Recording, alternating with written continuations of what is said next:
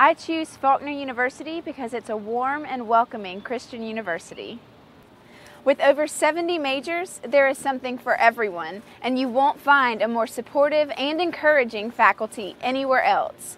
Between the social clubs, arts programs, an active SGA, and a strong athletics department, you'll always find something fun to do on campus. Faulkner is a place where you can grow spiritually and form lifelong friendships. You will love it here. My name is Alyssa Boyd, and I choose Faulkner University.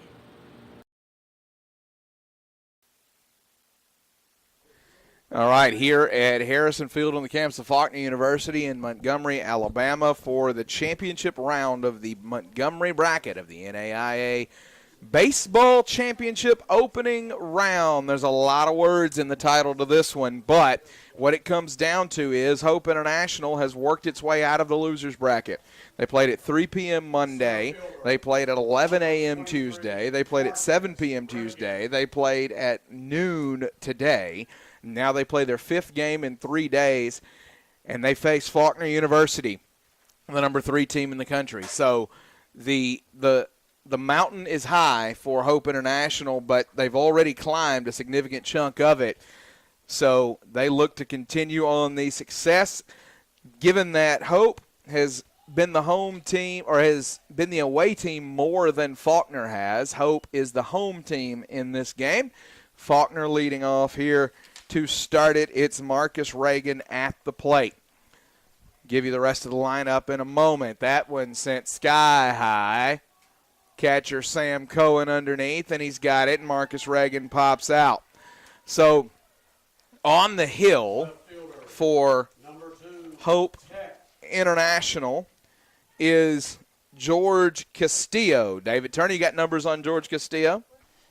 He's a senior from Lakewood, California, but he's comes in with an ERA of 6.49, 9 games played as a pitcher, 5 starts, 26 and a third innings, 25 strikeouts, and a .250 batting average against. Around the horn behind him, we've already mentioned Sam Cohen. At third base is Juan Gonzalez. The shortstop is Nolan Kramer. The second baseman, William Aguilar, and the first baseman, Cody Marshall. Left to right, you have Gio Castillo, Zach Wise, and J.J. Battaglia.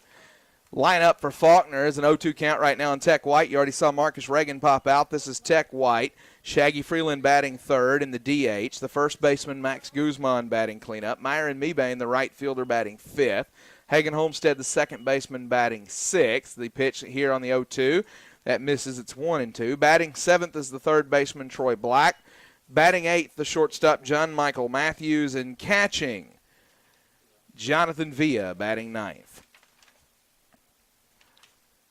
2-1 count now as I correct myself. And now he misses high, 3-1 to Tech White. White coming into this one has the average at 296.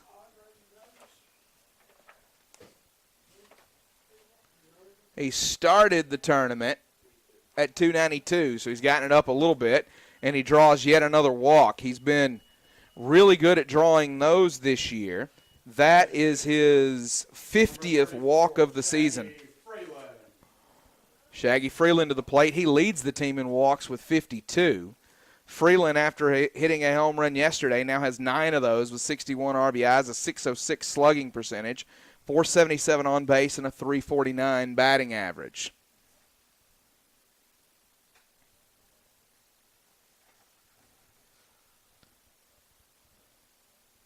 Shaggy Freeland awaits the first pitch. That one outside corner, strike one. First email of the game comes in from our buddy Kyle Moreau, who's watched every night and roots for whoever. He says, it's me, Kyle Moreau again. So good to hear from him. The 0-1 coming to Shaggy Freeland. Castillo delivers that one, misses wide, 1-1. White with 19 steals on the season, so he's taking a decent lead there at first. Nothing crazy.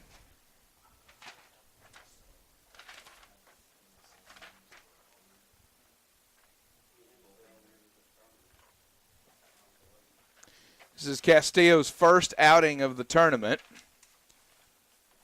which leads you to the question of, and it's what you always have at this stage in a tournament, what's left in terms of pitching.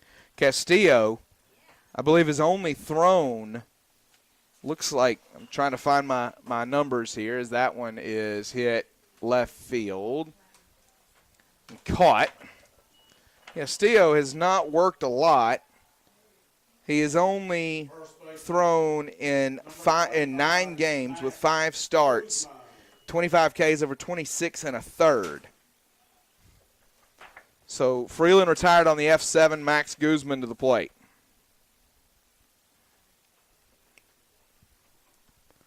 Guzman, 5 RBIs in the tournament. Got his average up to 361 this year with a 655 slugging percentage. Throw down to first. White back on his belly.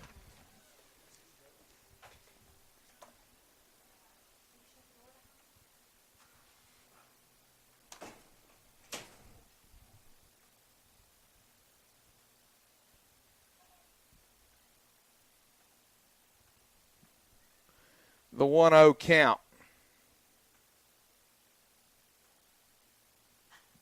That one hit straight up. Juan Gonzalez underneath, waiting for it to come down. And he'll make the catch. 3 pop-ups for Faulkner in the inning.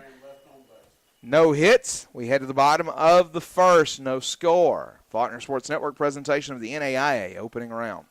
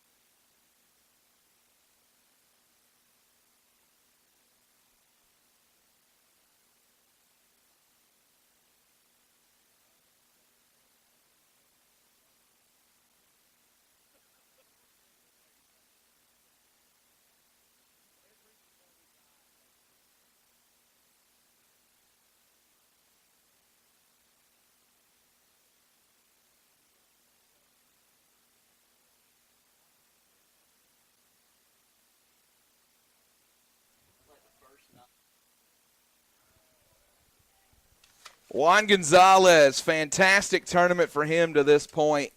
Came into today with an average of 404, and he just elevated it more in game 1. He went 2 for 2 with 2 singles and 2 walks.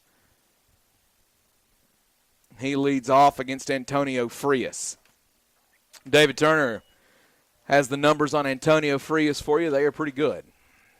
Frias comes in 13 starts, 13 games where he's seen the mound, a 2.29 ERA, 8-1 record, 74 2/3 innings pitched, 19 earned runs, and in that 74 2/3, he struck out 105 batters with a 163 batting average against. As you'll notice, he's already thrown 4 pitches while you were reading his numbers. Frias works quickly. He gets into a rhythm. He gets the ball back, and he throws the next pitch. He shakes off, comes set, turns, and the lefty fires. Just misses there. 3 balls, 2 strikes.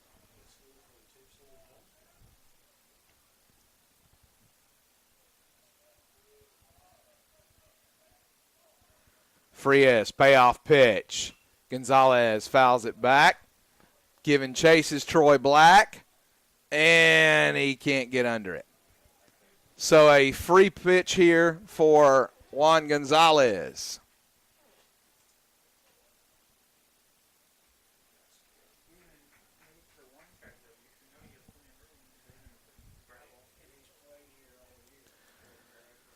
Full count coming.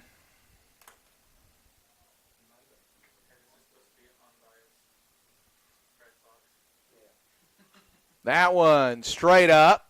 Hagen Homestead underneath. 1 gone.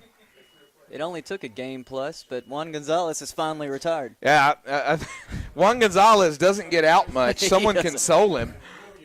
I don't know if he knows how. He has been really good this tournament. William Aguilar to the plate.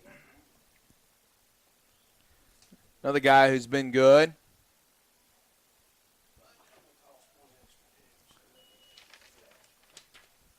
Our buddy Kyle Moreau emails back in again and says he's enjoying watching the games, and he's the reason he didn't root for anybody, he's 11 years old. I guess he just found the broadcast and enjoys watching. There you go.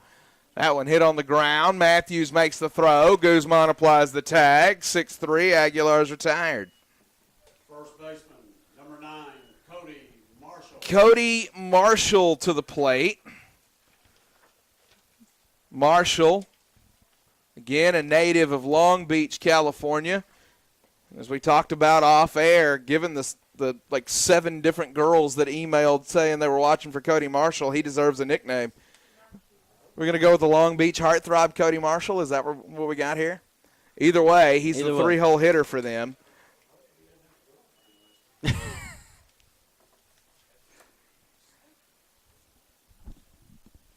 have more than one. You don't know. 1-0. That one misses. 2-0. That one's a strike. No, I disagree. Okay. You can disagree all you want. The ump says strike. 1-1's the official count, but Frias delivers. And see, that one's a ball. Now we're right. Now we're 2-1. Marshall awaits the 2-1. Frias delivers. That one breaks back over the inside corner, 2-2.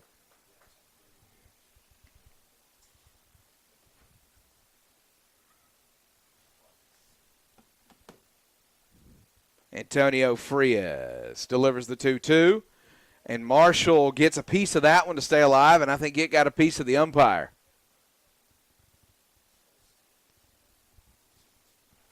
He's shaking up a little bit.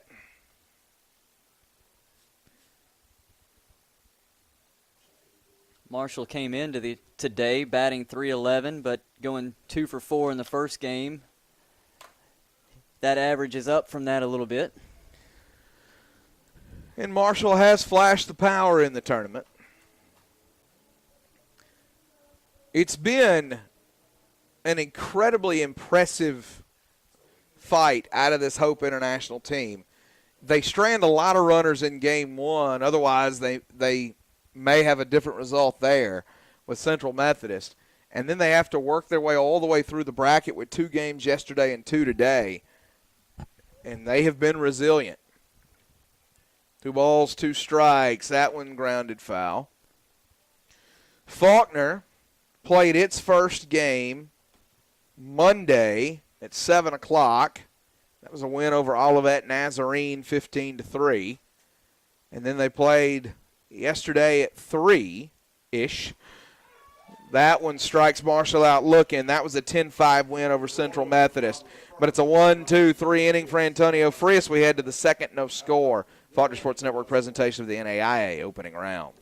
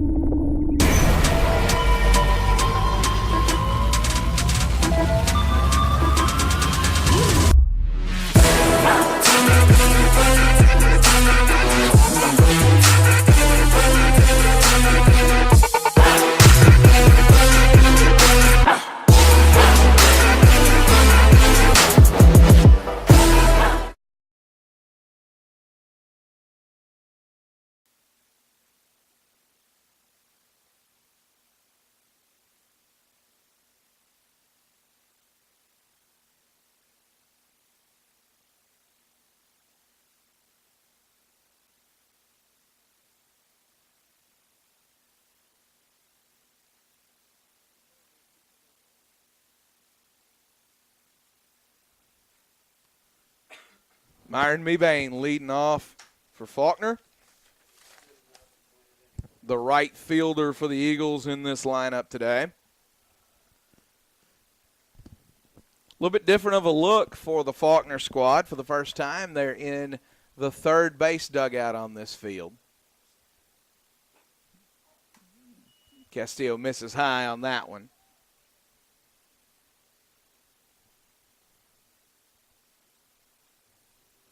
Mebane sits at 298 here on the season. 3 home runs, 28 RBI. That one misses low. 2-0. Yeah, it's been a constant battle for playing time in right field for the Eagles. At the start of the season, it was Marcus Reagan. He moved to center. So you've had Mebane, Tyler Paulson, and Sam Anthony fighting for that spot in right field all year. That ball fouled away. And each one has seen success at varying intervals.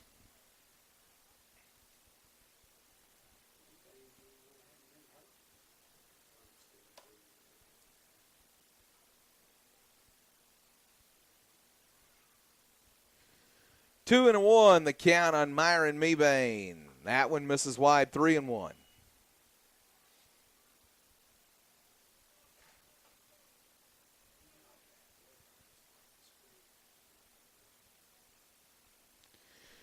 Hitters count now for Myron Mebane. Rips it foul. 2-2. A little bit different look at first base. Mike Mendoza, the first base coach for this one after the ejection of Chance Willard yesterday. Mendoza, as we talk about in our regular season broadcast, with the helmet on, looking like a construction foreman out there.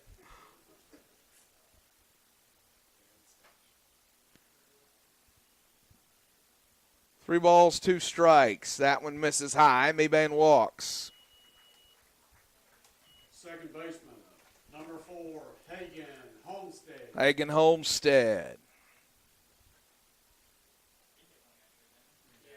He hit when you talk about launch angle, the shot that Hagen Homestead hit yesterday was the quintessential 2019 home run ball. It went off his bat. Felt like it was almost straight up in the air, but it was a great angle. It was a big shot, too. 8th inning, tie ball game. He hits a solo shot. That really started a rally for Faulkner. They scored 6 that inning.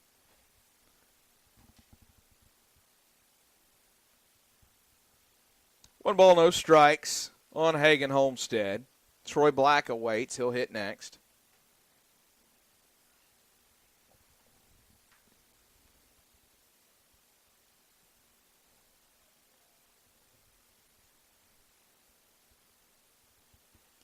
The 1-0 forthcoming.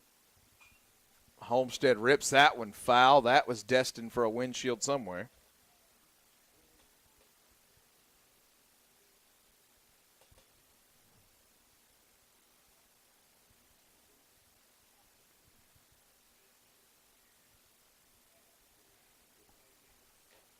Homestead will step back in with a 1-1 count on him.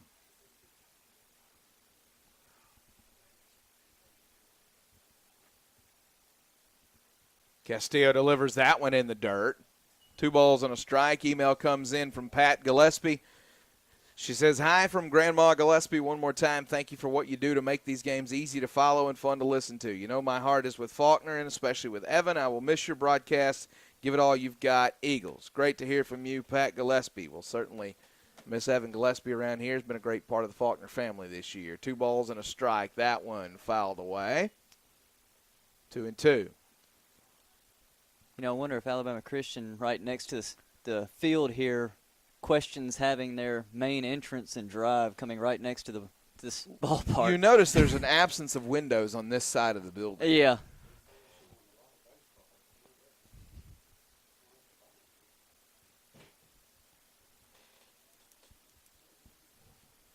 Two balls, 2 strikes. Castillo awaits. Castillo delivers. Homestead awaits. Left field, long run, coming in. Didn't get it. It's a single for Hagan Homestead as the left fielder had a long run to even have a chance on that, and then he had to slide at that. So Gio Castillo did all he could to get there. He did good just to keep him from getting in past him. Great effort, because a lot of times when you slide like that, it'll scoop back behind you, and you've got to get up, chase it. But he was able to keep it right there with him and hold the runner at first. So we got our first hit of the ball game for either team here.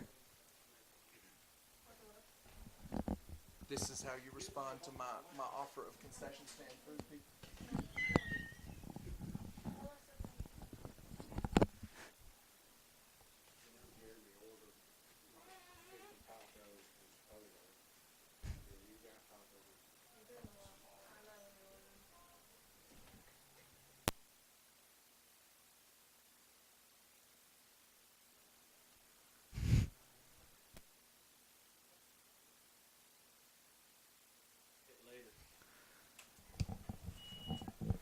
One ball, no strikes to Troy Black.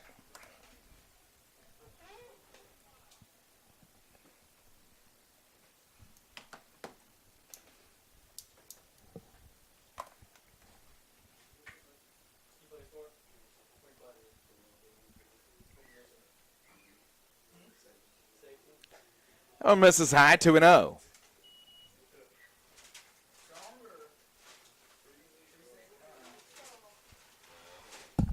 Sean plays weak safety.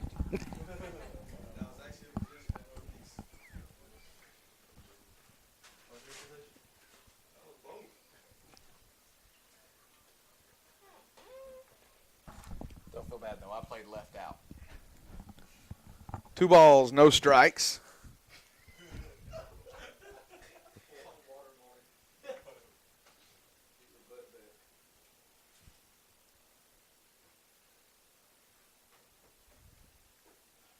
Inside, 2-1.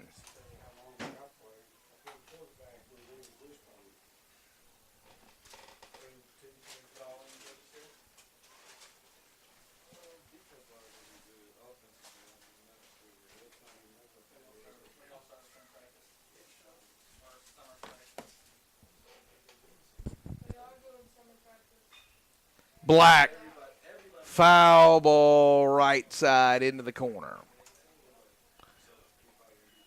Black just kind of flipped the bat head out on that one, and it jumped.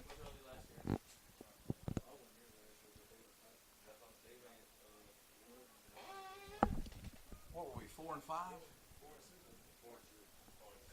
4 and 6, and we lost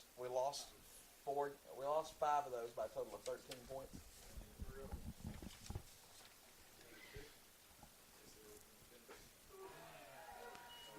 Black strikes out looking.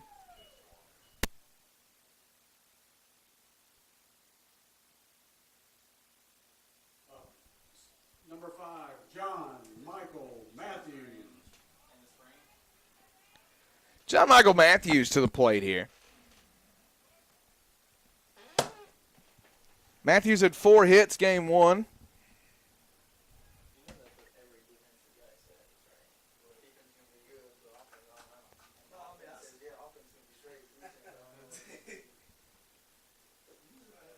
That gets the outside corner. Castillo can work his way around this after putting the first 2 on.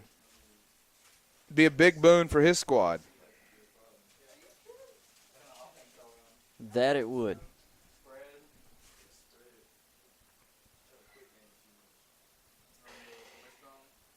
Inside corner. Way inside. Way inside. 1-1. It was a curveball that decided it did not want to curve.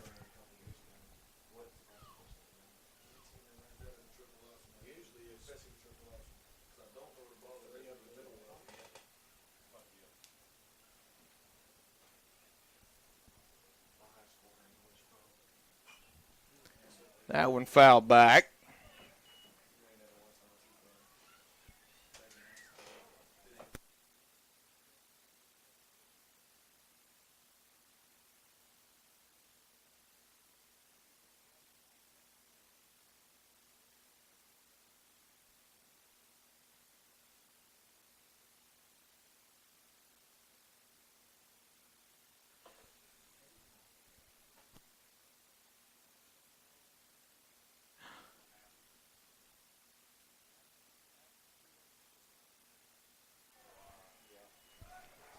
And he picks him off at first.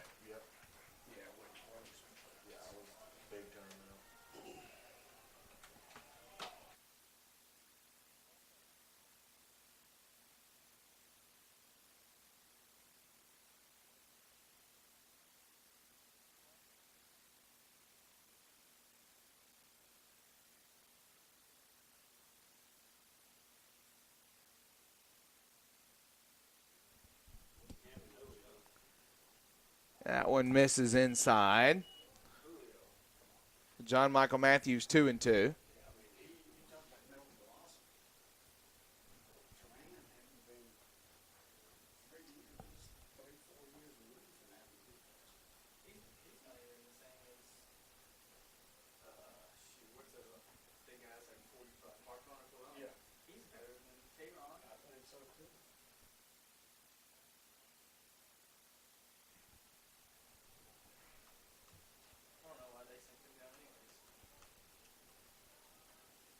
Two balls, two strikes. John Michael Matthews.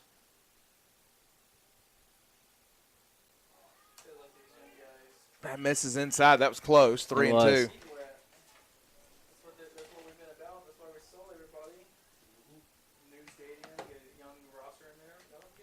3-2, and Castillo's 1 out away from getting out of this little bit of a jam here. Yeah, he puts the first two on. Then he gets Blacks looking. He picks off. They pick off Matthews. Or Mebane, or Homestead. It's Homestead. One of the three was picked off. It was Homestead. Number 27. And there issues the walk to Matthews. Are you sure it wasn't Mebane or Homestead? I'm fairly certain. So Matthews draws the walk. Jonathan Villa to the plate. 2 on, 2 out now.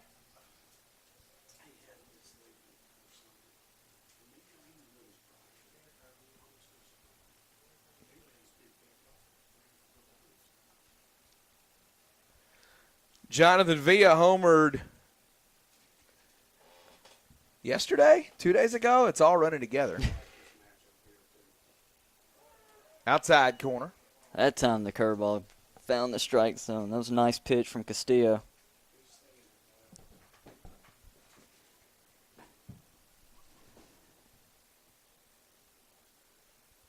The 0-1 to Villa. That one misses off the plate, 1-1.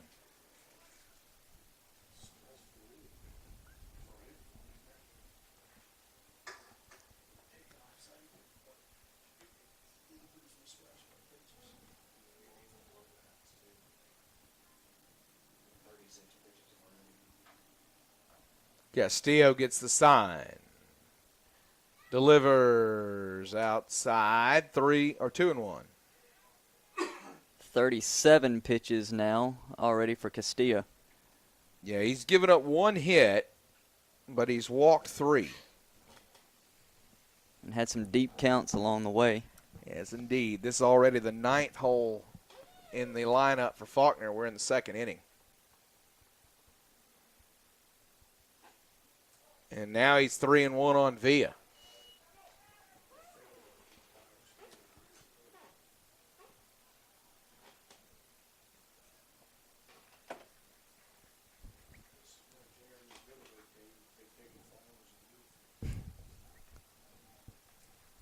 It's the other team, unfortunately. It's hard to watch. That's why we win every game like 11-0. Villa rips that one foul. We had a kid last night hit a ball clean up the middle. The center fielder was just nailing down.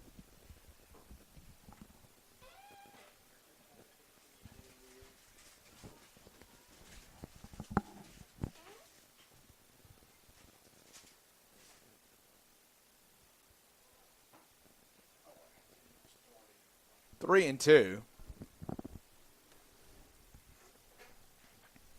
So, yeah, as we have a timeout. Was watching my child's Little League team last night. Hit the ball, run the bases, and I was watching the other team pick the grass, scratch themselves. basically the extent of it. Little League ball's hard, man. That one in the dirt via walks. That's 4 walks and 9 batters. It's not an average you want to continue. It is not.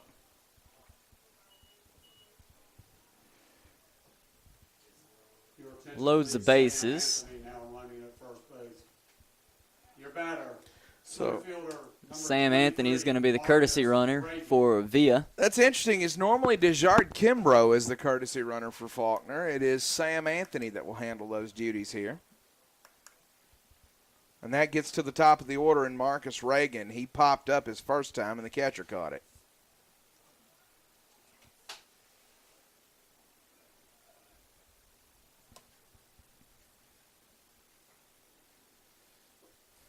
That one misses inside ball 1.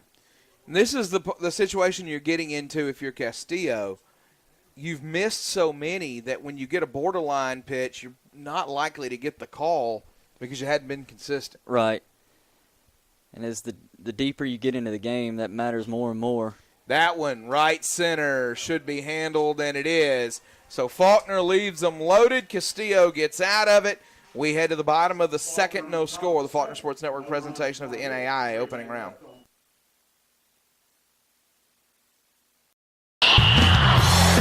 This is Game Time. In the home of the Myers Park Mustangs. When it's game day at New Albany, the soundtrack is Game Time. Go Eagles. Mesa Public Schools best play right here. All the time. And when it's game day, it's game time.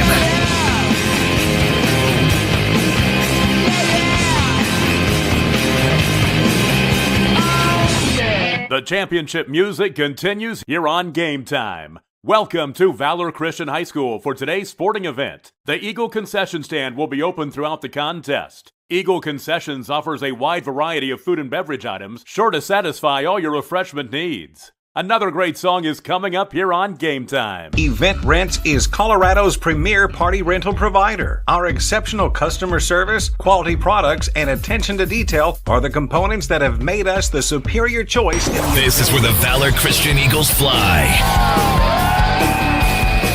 You're listening to Game Time.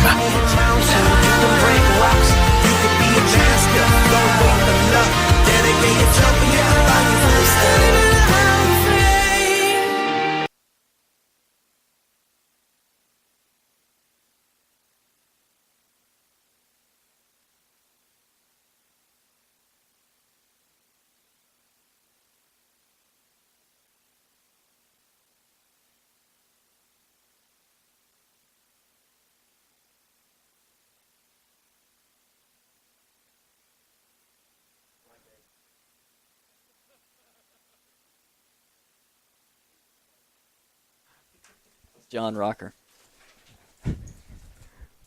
Leading off here, Daniel Hawkins.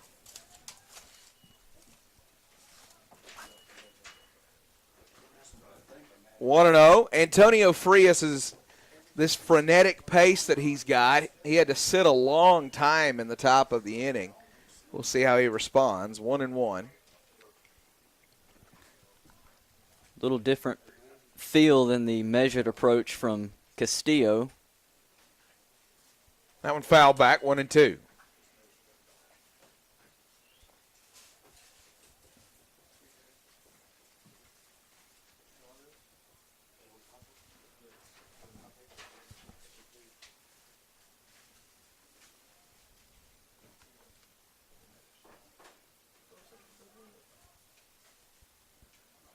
We'll get a timeout. Not a bad idea by Hawkins to slow down the pace of Frias.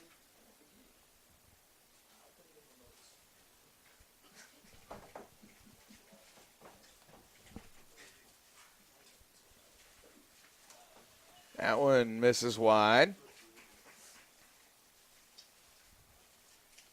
Email comes in from an Eileen Young. Someone named Noreen, I guess one of our young viewers here. Hang on, 2 balls, 2 strikes. That one popped up foul. Says, hi, it's me, Noreen, again. I have a baseball game today. I'm rooting for my dad's team, too. I hope he's rooting for me. So, sure he is there, Noreen. Mick McNeely emails and says, checking in again from Marietta, California, trying to drive and listen to that intense semifinal game was hairy on these SoCal freeways. Shout out again to Justin Friedman on a great start. My son Shane McNeely in closing it out, and some much-needed timely hitting from the Hope Bats. Bring it home, Hope. Great to hear from you, Mike McNeely. Or Mick McNeely, sorry. Yeah, his son did a great job in relief. He did. Shane McNeely really shut it down once he came into the game. 2 balls, 2 strikes. Frias delivers. Left side, Matthews sliding, stop, throws, got What him. a play. John Michael Matthews. Deep in the hole, makes a strong throw to Guzman. When your mama calls all 3 names, you're in trouble. That, my friend, was a play. Right fielder, number 8, J.J. Battaglia. Goes down onto his backside with the slide, pops up and throws out Hawkins. Robs Hawkins of a sure single. J.J. Battaglia to the plate now. Battaglia's had some big hits in the tournament. That one over the inside corner, 0-1.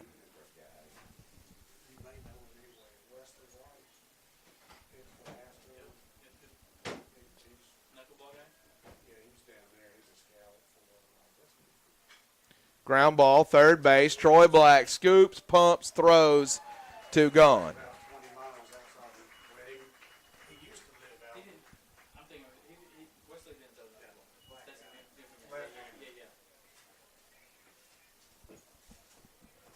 Catcher, number 30, Sam Cohen.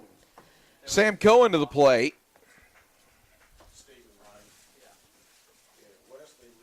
Cohen, you want to talk about impressive. This is Hope's 5th game of the tournament. Sam Cohen has caught every inning for Hope.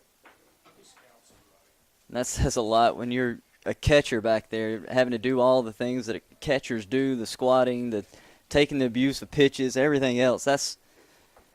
That is kudos to Cohen for being willing to do it. Yeah, 5 games in 3 days, and he's caught every inning to this point.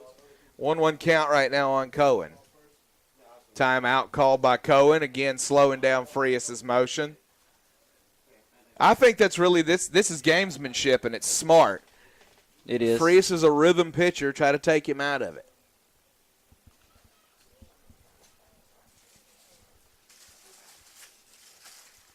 Frias delivers. Rios. Who is Rios? I've said it twice now. I've got the Joel Best bug over here. Antonio Frias, there's the word. Frias is from Panama. 1 ball, 2 strikes. And he gets him to swing over the top of that one. So another 1, 2, 3 for Antonio Frias. I don't know how Rios did that inning, but Frias did quite well. We head to the bottom of the 2nd, no score. Or the top of the 3rd. How about that? Let's get it all straight now. I'm going to eat a hot dog. We're going to reset. The Faulkner Sports Network presentation of the NAIA opening round.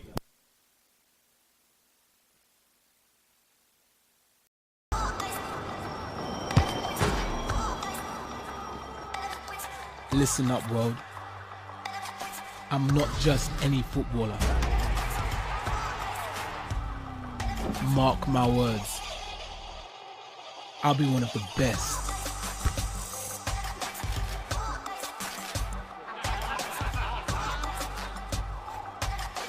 And have it all. I'll be a beast. A creator.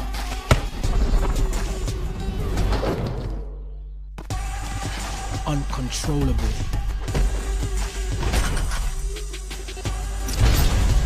Untouchable. Legendary.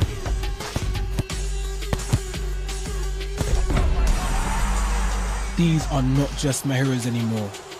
They're my competition. I'll take from all of them and create something new.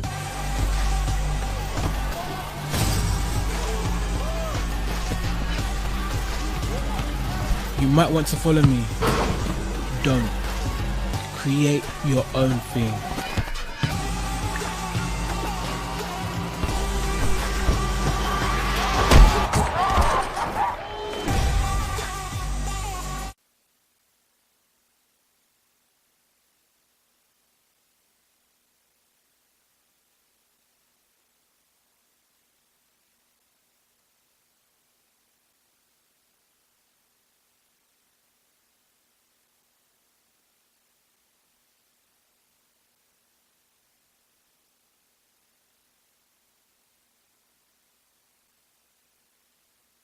Tech White rips it down the right field line, and he's going to run for a little while.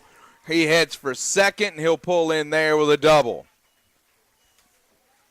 So a leadoff double for Tech White. Designated hitter, number 34, Shaggy Freeland.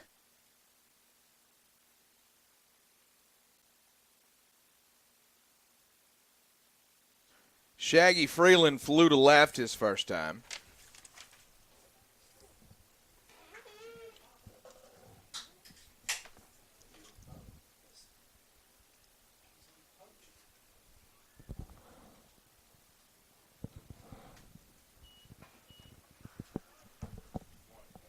Swung out in front of that breaking ball right there to Freeland. Yeah, that was a good pitch. It was.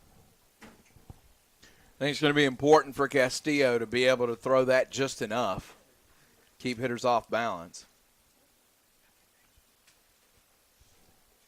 2 hits right now for Faulkner.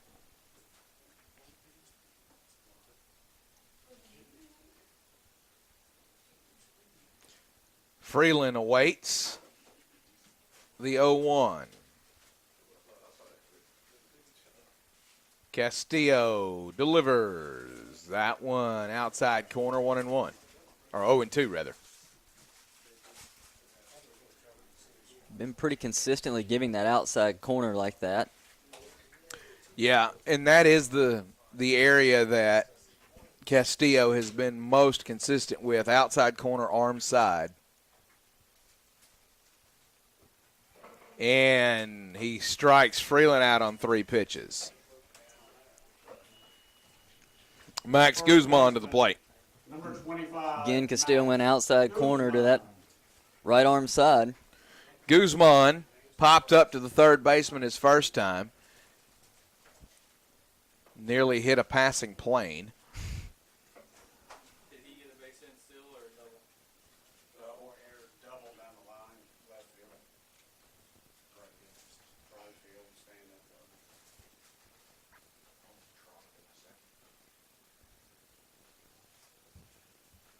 Castillo checks Tech White. Delivers to Guzman. In the dirt, speared by Sam Cohen. Continues to do a good job back there. Met a lady in between games. Believe it is Erickson Fish's mother. All the way down from Sitka, Alaska. Here for the tournament. She was very complimentary. She said, "You have a beautiful state." I said, "You're the first person to ever say that." Thank you. Hope you like pine trees. Yeah. And pollen. Yeah. Carter Moles has to go there. "Oh, I'm from Nashville. You guys have trailers." He's a Tennessee fan. That's all I can tell you about Carter Moles. He has to make other people suffer the way he suffers. People are punished for different things, you know. That's right. 2 balls, no strikes right now, Max Guzman.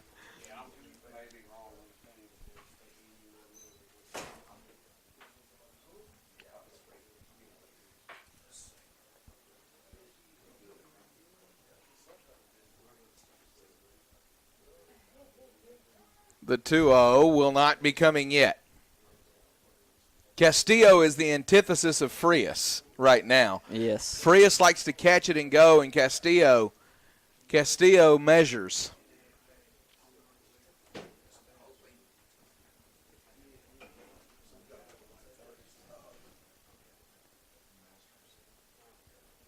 That one in the dirt. 3-0. Guzman will, at times, have a 3-0 green light. He signals to the dugout.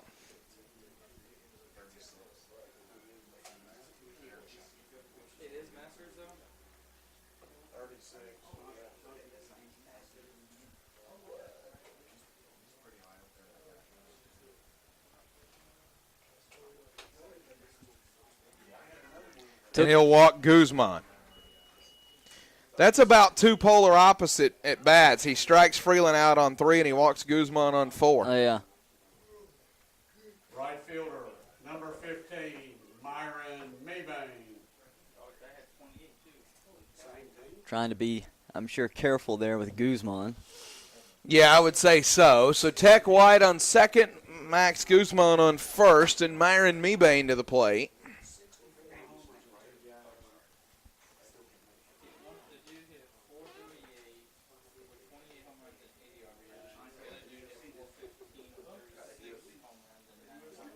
That one catches the corner, 0-1.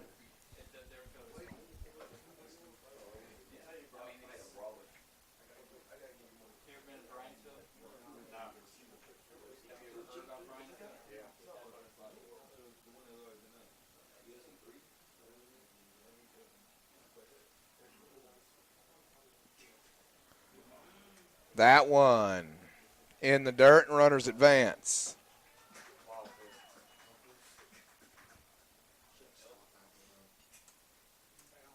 That one hurts. Puts both runners in scoring position here with one out.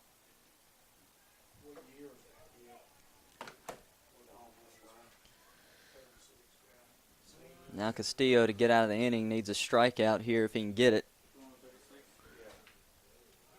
At best. Still got just one out.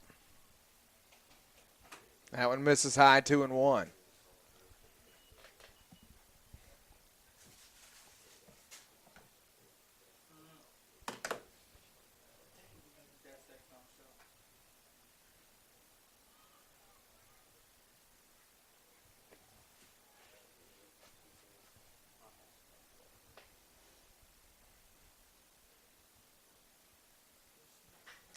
Mebane, center field.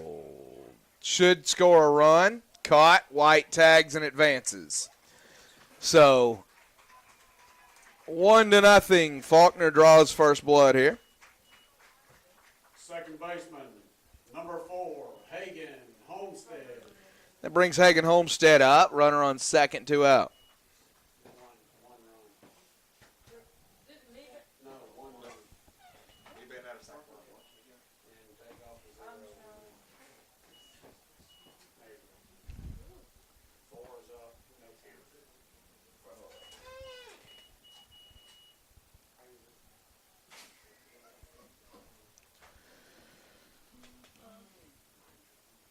Homestead awaits the first pitch inside.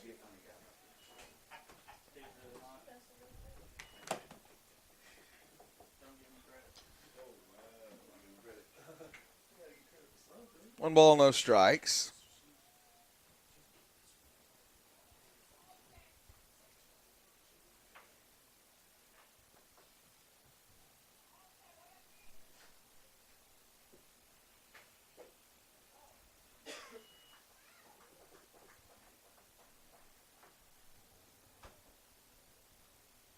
Castillo runs the count. 2 balls, no strikes. 2-0 count to Hagen Homestead. Guzman takes a slight lead at second. Homestead right side. Second baseman fields and fires, and the inning is over.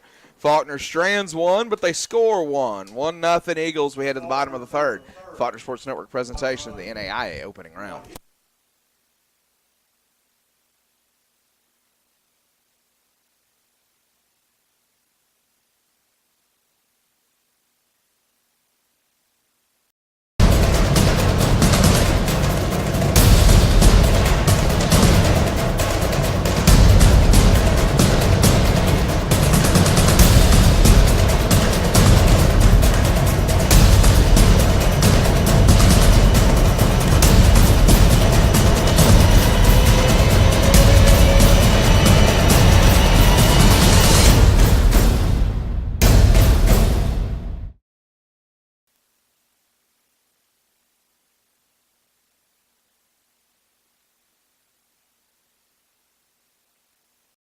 I choose Faulkner University because it's a warm and welcoming Christian university.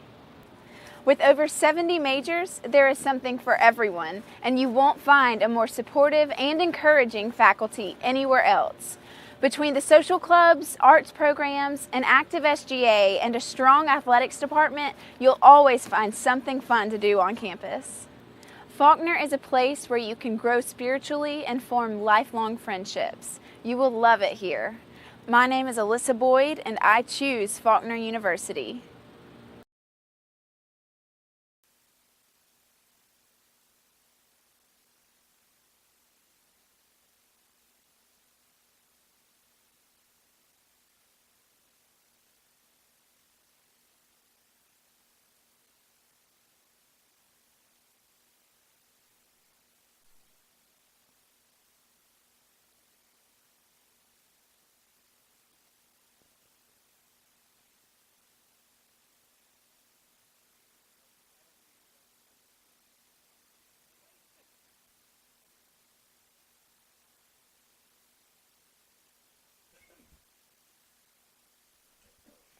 Frias back out.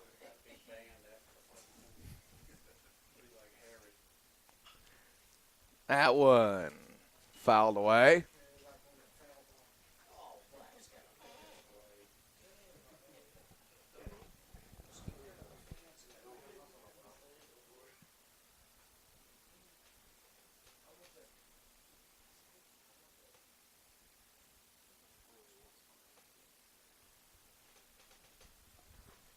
Swings over the top of that one.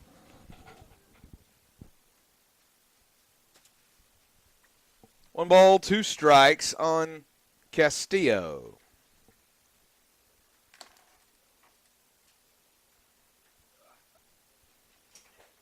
Misses high.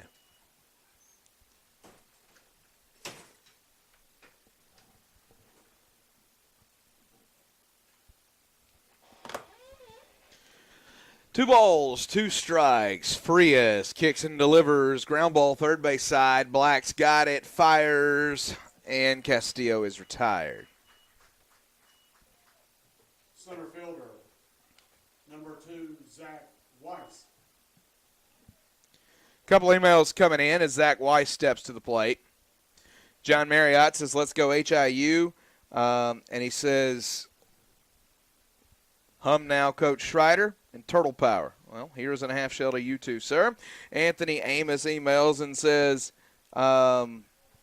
is this to see who comes to Lewiston, Idaho? Go Faulkner Eagles from your number one fan in Lewiston, Idaho. It is indeed the championship round. Hope's got to win twice to get there. 2 balls, no strikes.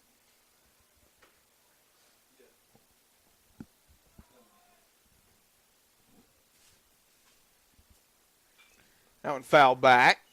2-1.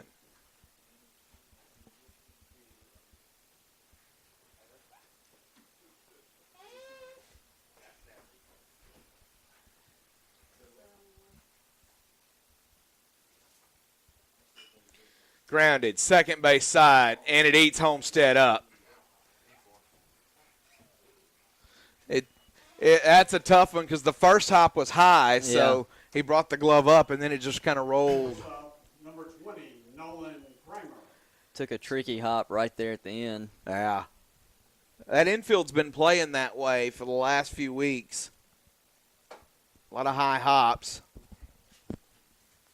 So Homestead with an error, the first base runner of the game for Hope. Nolan Kramer to the plate.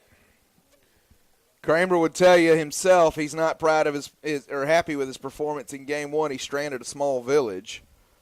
But an opportunity to come up with a big hit here.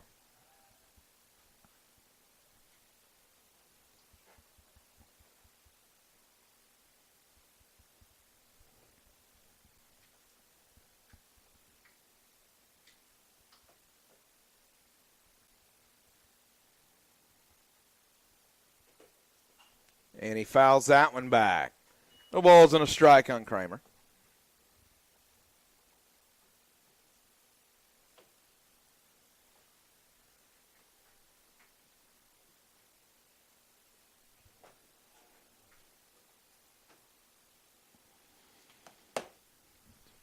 You'll notice Frias, who works very quickly, once he gets a runner on, slows down measurably. He'll throw over to first. There was no play, so Guzman just looked at the runner.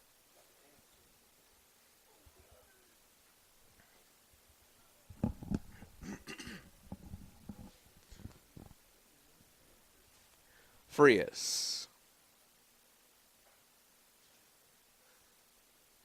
Kicks and fires. That one high. 1 ball, 1 strike.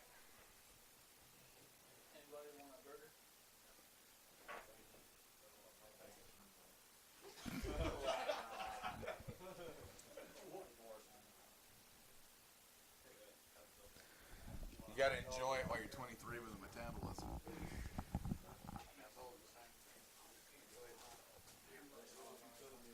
That one misses high.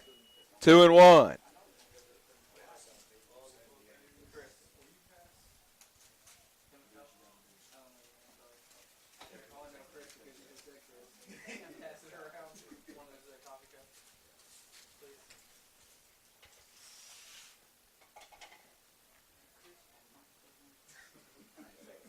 Two balls and a strike.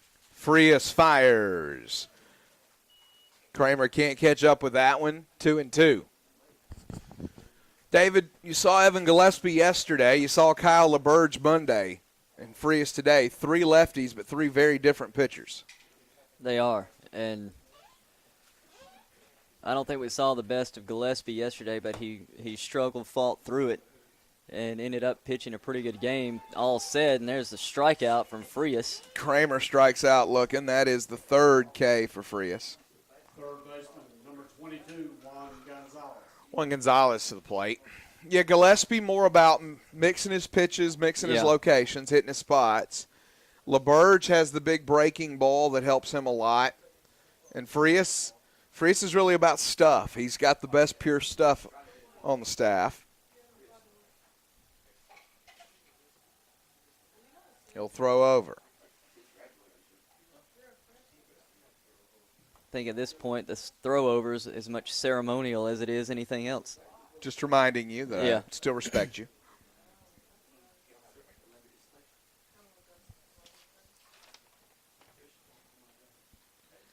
Frias comes set and delivers. 1-0. Wise second on this team with 12 stolen bases. Not a team that runs a lot. Frias inside. That one misses. 2-0.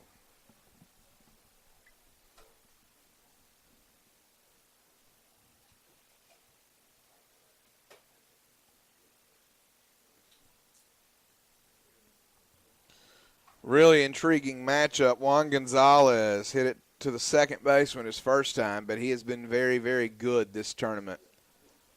So this one's going to be fun to watch all game long with Frias and Gonzalez, and that time he misses. 3-0. We've talked about before, Gonzalez leads this Hope team in walks by a lot.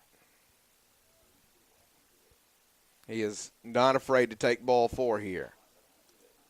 And he does just that. And we've seen just that incredible discipline throughout the course of this week.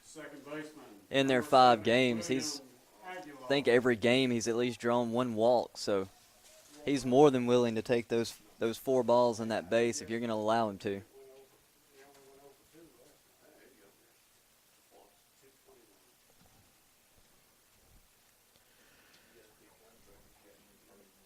William Aguilar awaits.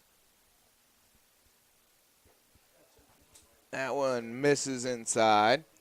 Email comes in from Jill Moles. Listening to the game, don't talk smack about Tennessee. We trained our son to handle wins and losses with his choices of sports teams. Go Eagles. Love you, Carter, and all the FSN staff. Y'all have done a great job. Carter's now accused his mother of child abuse for raising him as a Tennessee fan.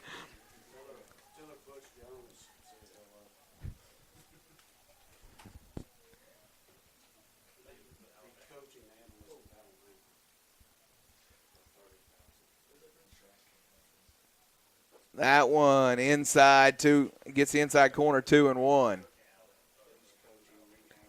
Conversation goes back to, we were talking about the state of Alabama, and you and I brought up pine trees and pollen, and Carter brought up trailers, which is what brought the Tennessee conversation.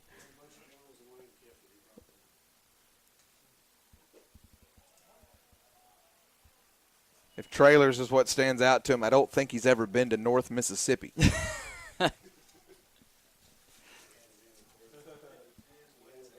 Deshaun Bullock in the press box from North Mississippi says it depends what town.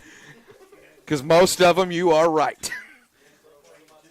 That ball popped straight up. Straight up.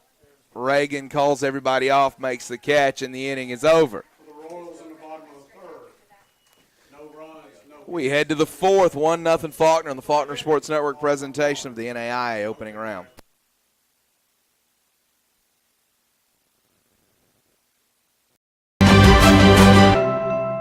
What I've learned the most from golf is to have integrity in everything you say and do. One of the biggest lessons of that sports impacts my daily life is discipline. Be a champion of character, it just means to realize first that you're a part of something that's bigger than yourself.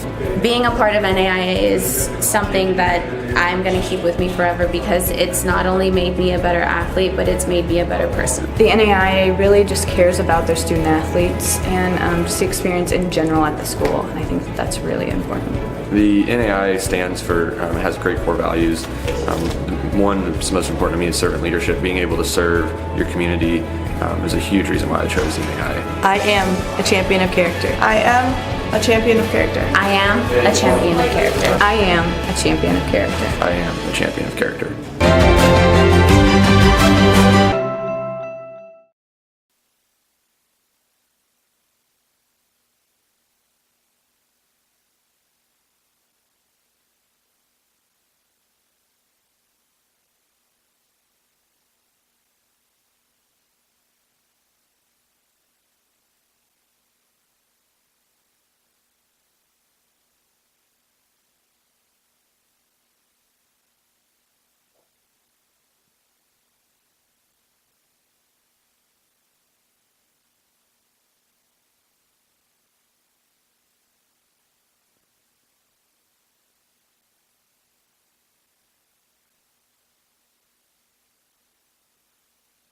New pitcher for Hope International.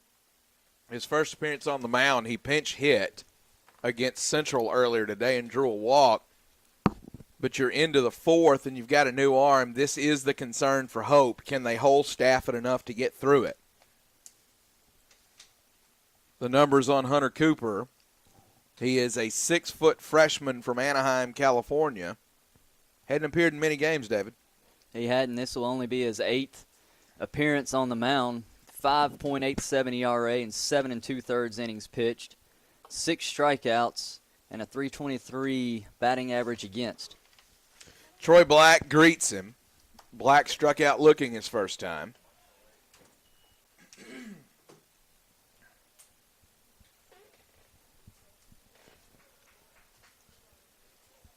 One ball, 2 strikes right now on Troy Black.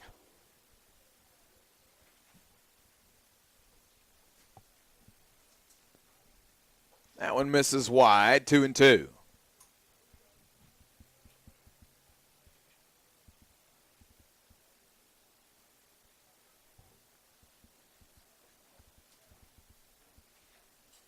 Black up the middle, speared by the second baseman, but he couldn't corral it. Would have taken a great effort to get up and throw out Black. So a hit for Troy Black. Shortstop, number 5, John. Ball squared up just right there. John Michael Matthews to the plate. Email comes in from Jim White. The Whites are checking in from Stone Mountain, cheering our son Tech White and the Eagles on to Idaho. So shout out to the Whites from Stone Mountain, Georgia. 1-0 to John Michael Matthews.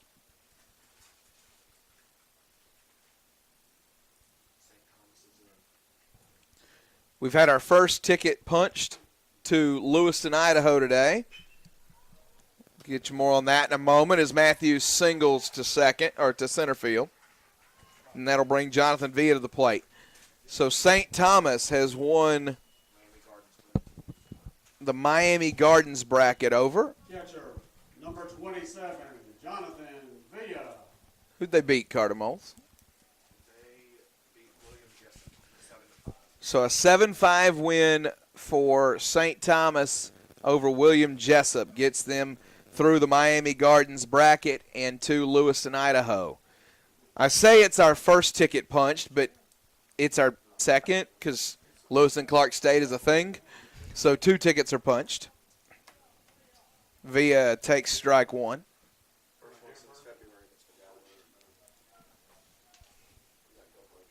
Yeah, Lewiston Clark State has had its reservations for a while.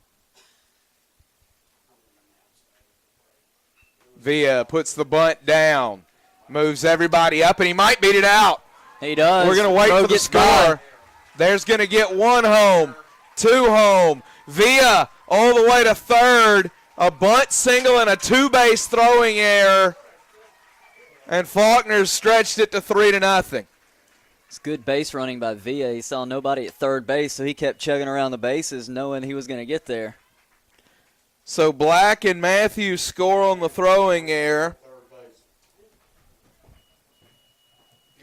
Villa sits at third. Number 23, Marcus Reagan. His courtesy runner sits at third. Yeah, now Sam Anthony hits courtesy runners at third.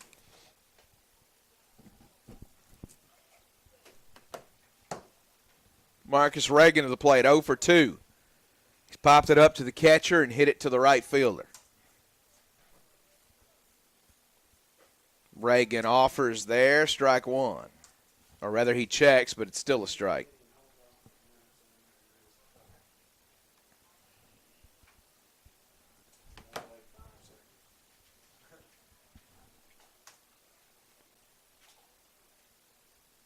The 0-1, ground ball, shortstop up and firing.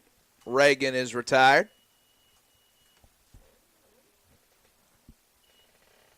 So, left fielder, 1 away now. 2, Tech White. For Tech White.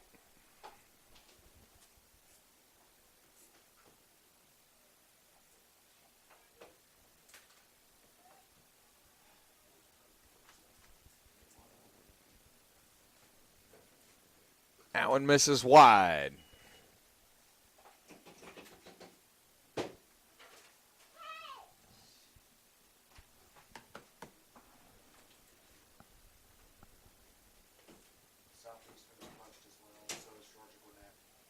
So Southeastern and Georgia Gwinnett have just punched their tickets to Lewiston, Idaho. Southeastern winning the Macon bracket. 3-0 win over Middle Georgia. And Georgia Gwinnett, the Lawrenceville bracket, 2-1 over Georgetown. So Georgia Gwinnett, Southeastern, St. Thomas, 3 of the top teams in the country, are headed to Lewiston.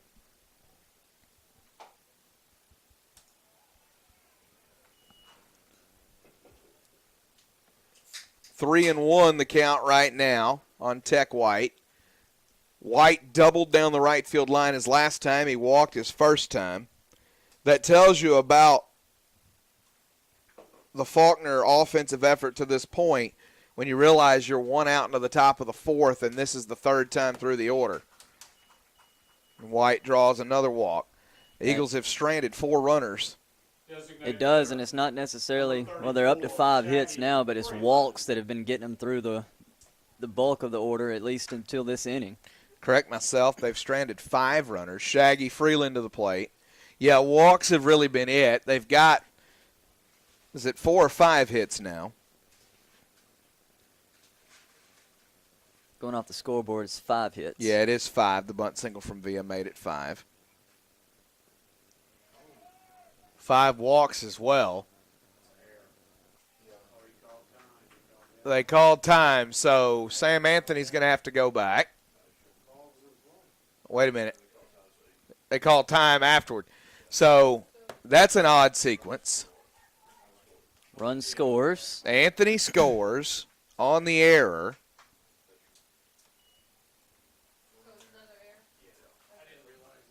Four nothing.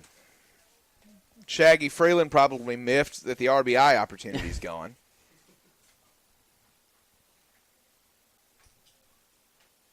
Still out there. You just got to do a little more. Yeah, that a scary sequence. Freeland to the gap. Deep left. Caught. Good Great range. running play. Castillo chases that one down into the gap and robs Freeland of extra bases. Castillo's played quite well out there in left all tournament. First baseman, number 25, Max Guzman. They have, and we talked about it in game one. Not a lot of things are dropping in this outfield.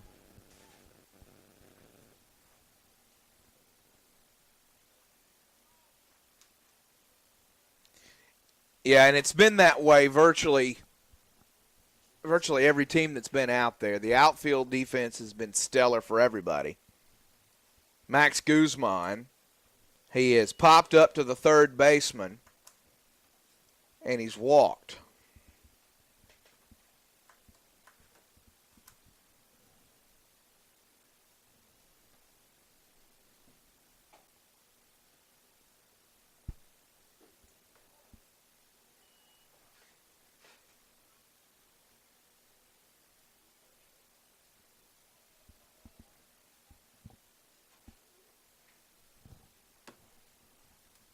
Two and 0 the count on Guzman. Takes inside. 2-1. Guzman 5 RBIs coming into play today. 5 RBIs in the tournament. 77 on the year. That one hit to Wares Ferry Road and hits a truck. It did. A passing truck had the ball bounce right in front of it, go right off the front grill. Hope everybody's okay, because it shot it back the other way. That ball's not coming back. There's a walk-on somewhere for Faulkner that's got to go find that ball. That one inside nearly gets Guzman in the head. Tech White will move up. Guzman very displeased at that result.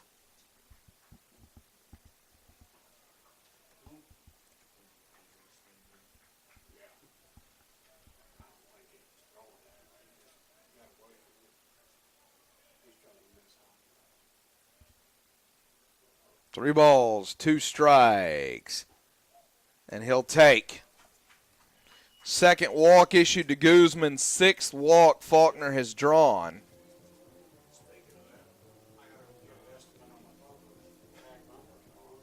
Don't see any movement in the bullpen for Hope, so I think they're going to stay with Cooper here.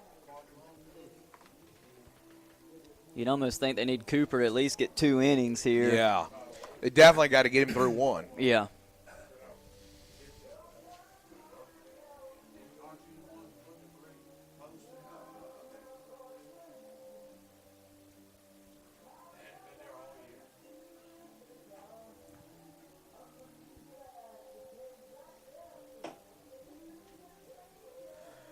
Mike Mendoza has gradually been collecting everybody's shin guards and elbow guards as he stands there at first base. Now he takes the opportunity to run all of those things back over to the dugout. He's used to being right there at the first base dugout.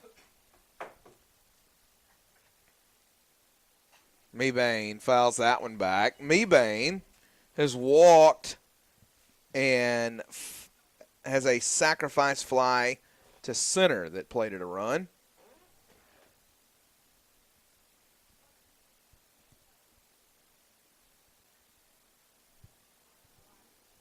Mebane awaits the 0-1.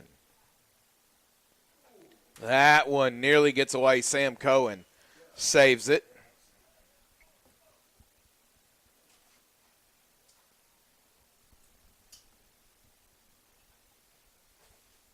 Traffic on Wares Ferry seems to have slowed a little bit. Everybody moving a little bit slower through there.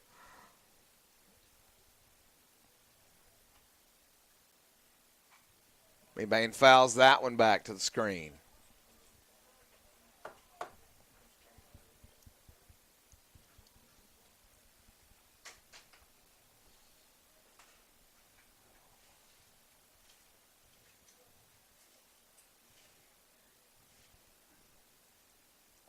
A 1-2 coming to Myron Mebane. And he'll chase that one, strike 3. So Mebane's retired. Cooper gets out of it, but Faulkner plates 3 on 3 hits. They leave 2.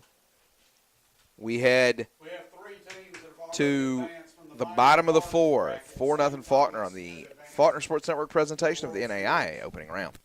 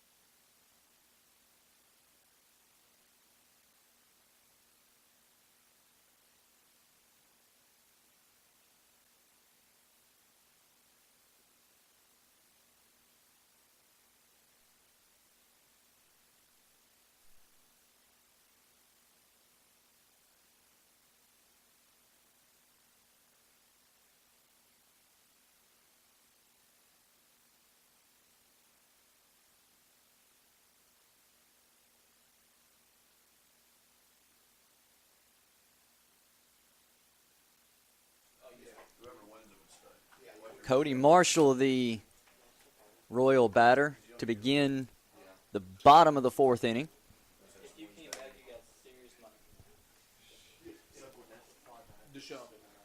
Press box needs a Diet Coke. Frias sets. Pitch is fouled off by Marshall.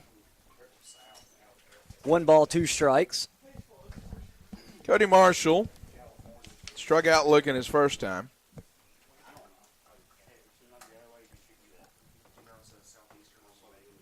One ball, 2 strikes. That one misses wide.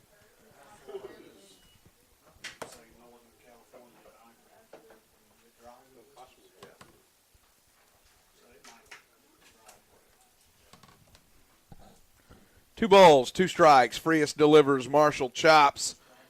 Guzman's got that one, and he'll beat him to the bag. 1 gone.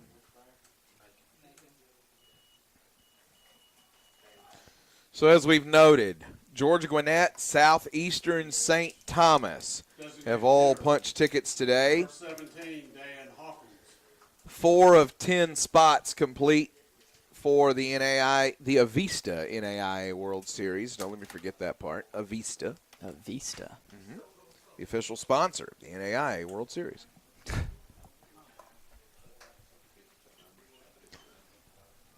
Hawkins to the plate. Hawkins hits that one high and foul.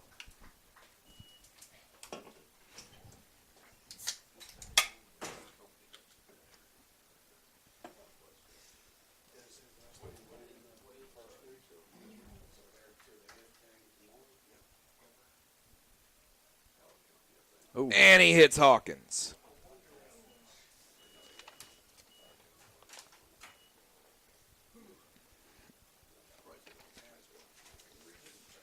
So if I hear correctly, Weber International and Tennessee Wesleyan will play tomorrow to determine who advances.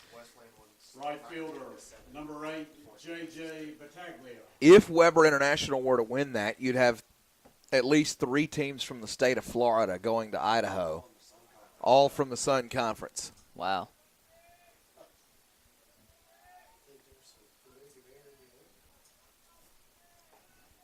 Who won that conference tournament? Weber won the conference tournament. St. Thomas and Southeastern were the two higher-ranked teams going into that conference tournament.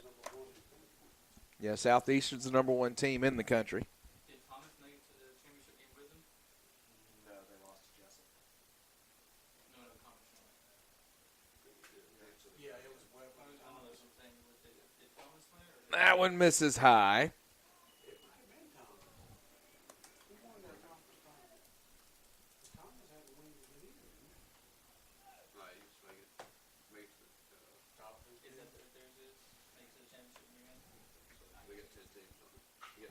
That one hit high. Reagan over makes the catch. So Battaglia is retired. I want to say thank you to all of you who have reached out to us, let us know that you're out there watching this tournament. Faulkner Sports Network is a student-driven entity here at Faulkner University. Our production handled by students. A lot of times our broadcasting handled by students, and a number of other things that you guys don't hear or see that they're doing. So a shout out to our guys here who have put this on this week. Sam Cohen struck out swinging his first time. He's got 0-1 here on him. And that one outside corner 0-2. Julie Quinley emails and says, "Go Eagles," the family of Faulkner's own Stafford Quinley. So good to hear from her.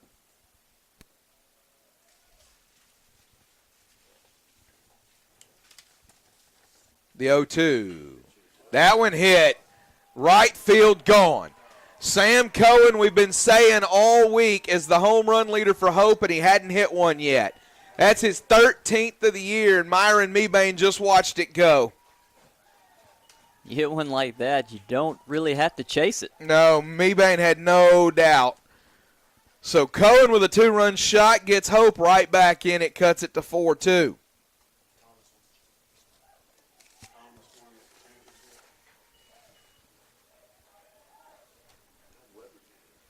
Just the 6th home run allowed by Frias on the season.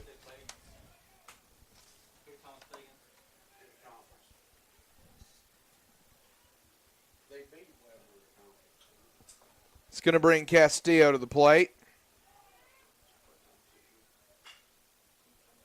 That one up the middle. Homestead can't get to it, and it's an infield hit for Castillo.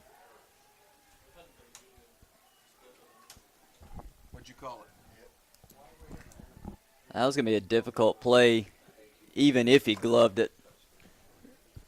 Frias had to climb the ladder for it, and when it kicked off him, it really took away Homestead's chance to get there.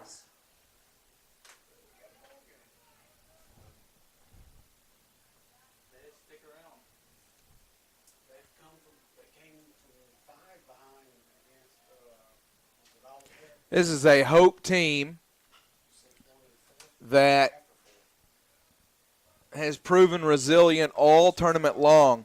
So if there's any team in this bracket that could win 5 in a row and come out of it, it would be this one. Yeah.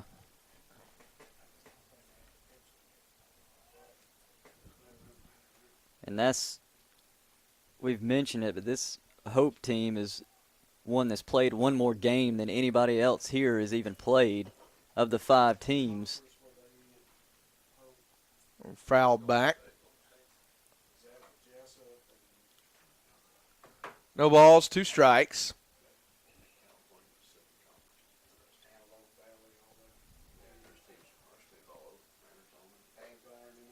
Misses high, 1-2.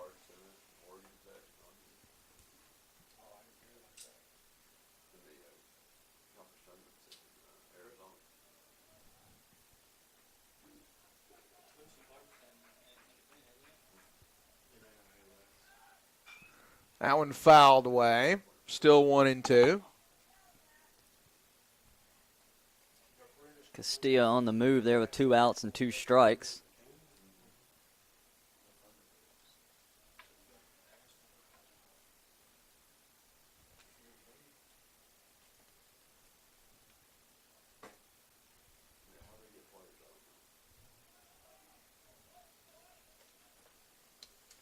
That one inside. Villa's got to stop it. Freya scuffling a little bit right now. Had the hit by pitch on Hawkins and the 2-run homer to Cohen. Then Castillo with the infield hit.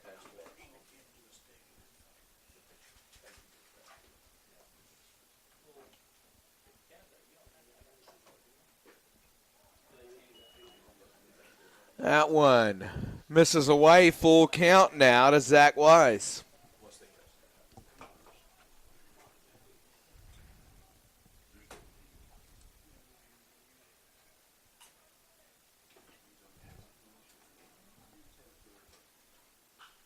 Wise fouls that one away, stays alive.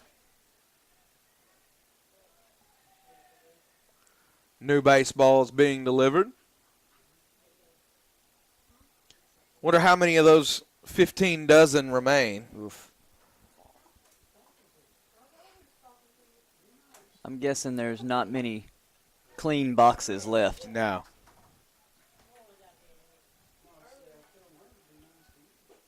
And he walks him. So Frias issues his second walk. And Kramer to the plate. Kramer struck out looking his first time. Number 20, Nolan Kramer.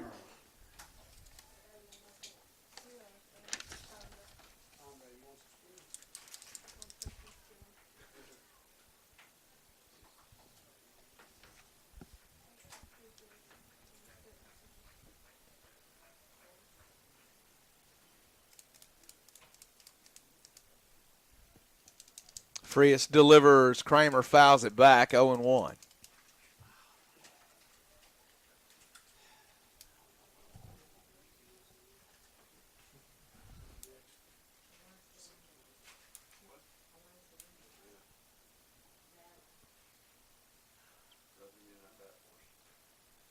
Frias kicks and fires. Outside corner misses, 1-1.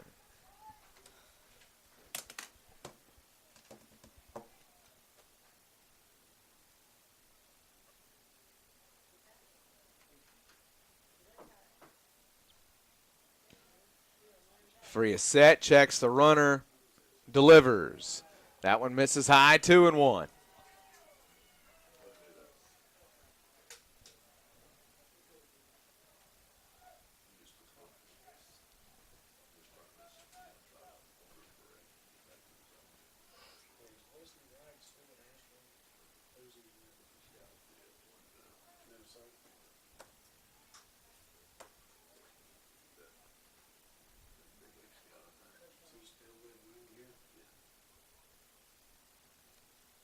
Frias comes set. Delivers. Kramer will swing over the top of that one, 2-2.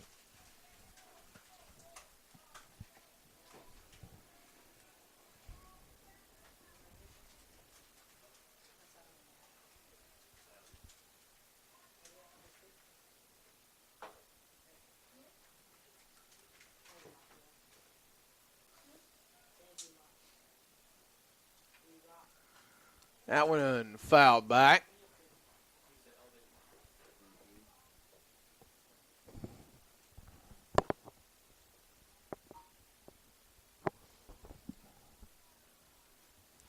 You can see Frias laboring here this inning. Pitch count getting up at 80 now. And he drops the breaking ball in there, but the umpire says not in time. Full count.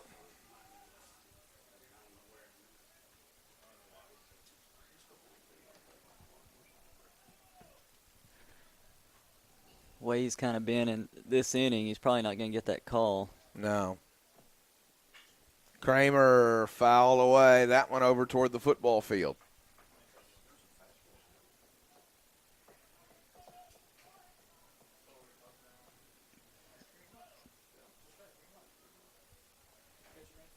Feels like it was just 2 pitches ago. They're bringing in balls and bringing in some more here again. A total of 15 pitches over the last 2 at-bats. Hope has slowed Frias down here, and they're really making him work.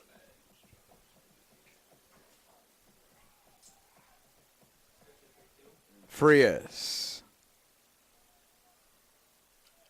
delivers. Kramer fouls that one back. Now 16 pitches in the last 2 at-bats here.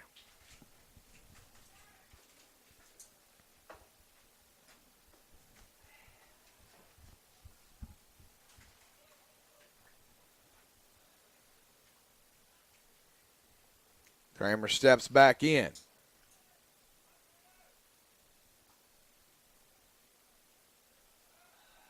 Frias will look the runner back to second.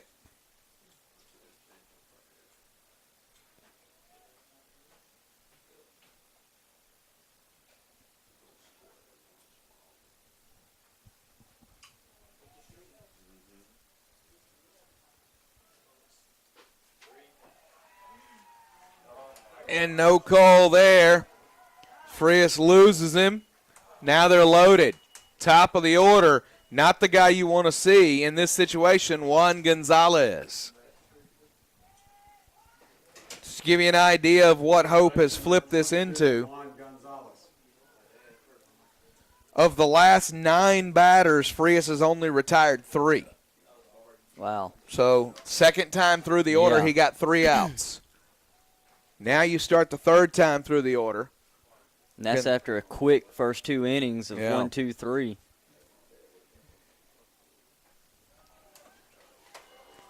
And a first pitch ball to Juan Gonzalez, and we've talked about it. Juan Gonzalez has drawn over 40 walks this year. He will stand there and make you throw a strike.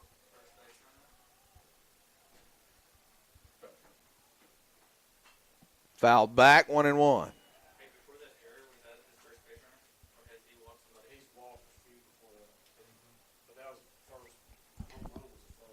The E4 in the third was his first base runner. Oh, that was in the third?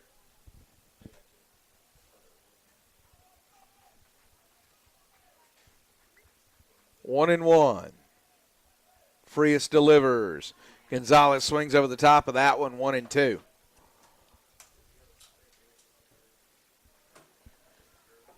The advantage that Frias has here, you never want the bases loaded, but when your stuff is as good as his is, this is a spot where you have to trust it. 1-2. Misses high. And for the most part, you can just go back to acting like no one's on base because 2 on, they're going to be going with movement anyway. So you don't have to necessarily go to stretch, check any runners. Just focus on the batter and the job at hand. 2 balls, 2 strikes, 2 out, bases loaded, 2-run game. And he drops the curveball in on the outside corner and freezes Juan Gonzalez, and leaves the bases loaded. And looks into the umpire as he's walking off like, where was that earlier? Yeah, so Frias allows 2, but he leaves them loaded. 4-2 Faulkner as we head to the 5th, the Faulkner Sports Network presentation of the NAIA opening round. Give us the answer. Give us the answer. We want the answer.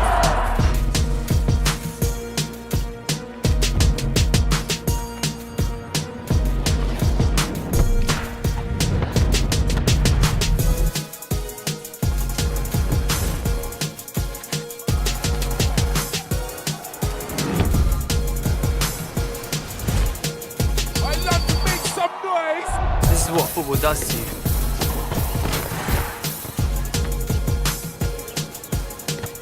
It's time to take action. Ocean! Man, run for the ocean! Let's create something new.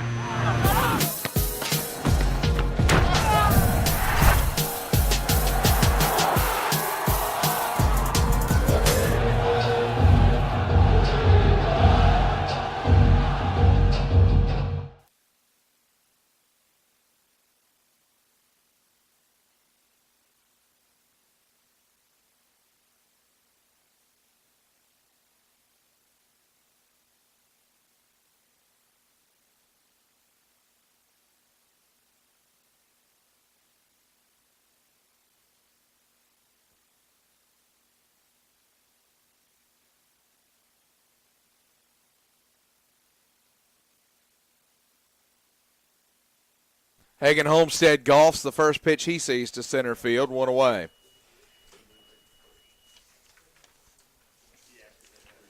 Hunter Cooper still on the mound for the Royals after the offensive inning that they just had. Buys him some more time. Yeah, got him back in it. We've got Bryce Ballard who's emailing us and asking what Frias's velocity is at. I'll have to check on that. Gertz, what's Frias running up there at? 90. Told Frias will touch 90 on the gun. That's what he sits at. That one, deep right field. Troy Black all the way to the fence and caught. What a catch. Nope. They said off the wall. Ooh, I don't know. That's a hard call to make because he had it in his glove and then he turned his back. How do you determine it came off the wall? J.J. Battaglia went up. It was clearly in his glove. As he came down, it popped out, and he turned his back. I don't have a view to tell you that it went off the wall. I don't know that there's going to be any kind of view to change the umpire's mind. No, he's not going to change his mind. It's just that's a hard call to make. It is.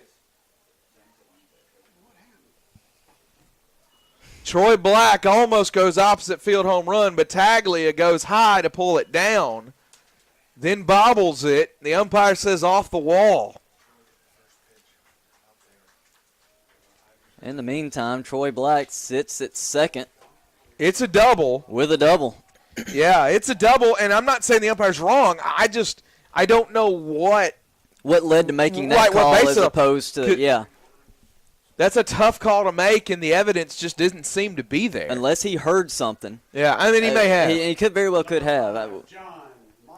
But then you got to determine if that was the ball or the player hitting the wall. So I don't know. I'm glad that's not my job.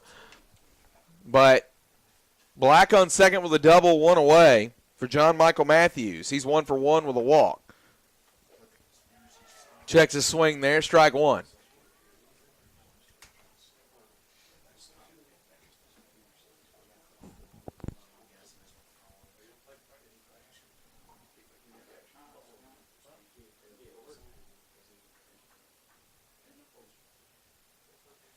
Black trying to get the pitcher's attention. And Matthews turning to avoid the pitch. 1-1.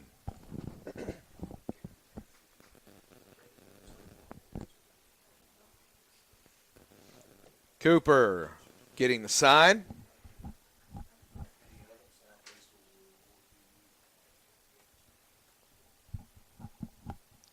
And that one gets past Cohen. He hasn't missed many.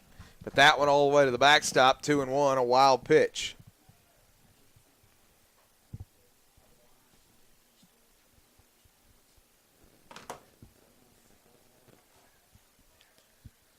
So Matthews now could get a run home without a hit. Infield in. Slightly. And that one kicks off the shin guard of Cohen. Black's going to walk home. You've got to be frustrated if you're Hope because Faulkner's actually driven in 1 run. Yeah. 2 have scored on a throwing error. 1 scored on a throwing error that hit the base runner. And now another one scores on a wild pitch. So 4 of the 5 runs have scored without Faulkner putting the ball, really having to do anything with the ball. Yeah, what makes that run scored right there even worse was that call out there and, not necessarily knowing if it was right or not. Right. So John Michael Matthews draws a walk. He heads to first. Jonathan Villa to the plate. He's got a walk and a bunt single. Villa grounder to second. They'll go to first to erase him. And that advances Matthews.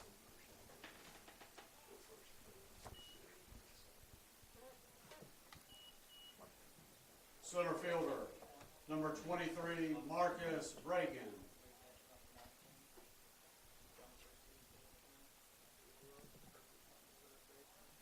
Yeah, we apologize, our viewers. The camera doesn't go all the way into the right field corner because of where the press box is located. So many of you, I don't think, were able to see that play. Strike one there. J.J. Battaglia went up against the wall to catch Troy Black's fly ball. He bobbled it. It popped out of his glove. He turned his back and appeared to make the catch. The umpire determined that he played it off the wall instead of making it cleanly. And that's what led to the argument from Eric Foll. We don't have any evidence here to see what the call was based on, not that it wasn't right. And we can't get you into the corner to see that. I apologize. Email came in asking about that. 1 ball, 2 strikes right now on Marcus Reagan, who's looking for a 2-out hit.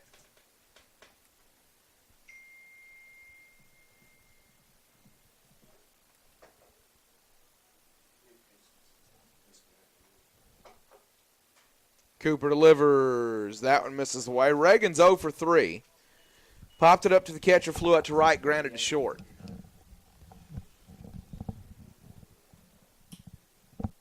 Cooper up to 39 pitches now out of the pen.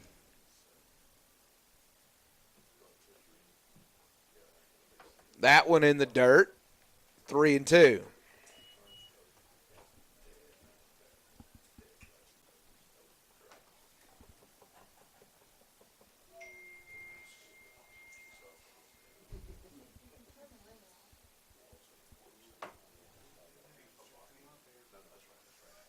That one to the second baseman. He'll stab it and throw.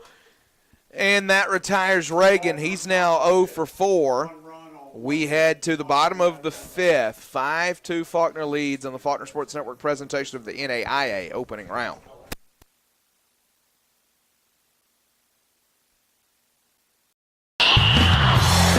This is Game Time.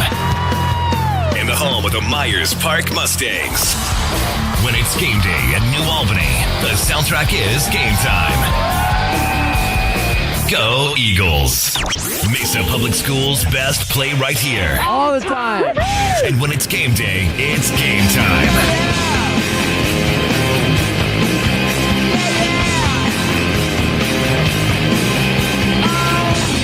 The championship music continues here on Game Time. Welcome to Valor Christian High School for today's sporting event. The Eagle Concession Stand will be open throughout the contest. Eagle Concessions offers a wide variety of food and beverage items, sure to satisfy all your refreshment needs. Another great song is coming up here on Game Time. Event Rents is Colorado's premier party rental provider. Our exceptional customer service, quality products, and attention to detail are the components that have made us the superior choice. This is where the Valor Christian Eagles fly. You're listening to Game Time.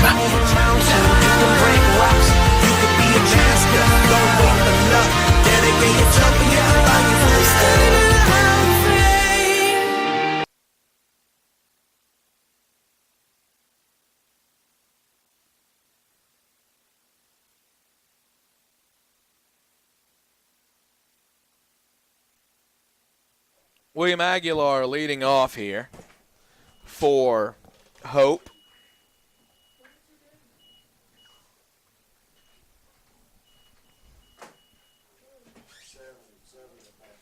Frias delivers. Aguilar 0 for 2. He grounded short and flew to center. Our scoreboard operator, Natalie Wilson, walked away. During the time we needed her to be eating her rally Skittles.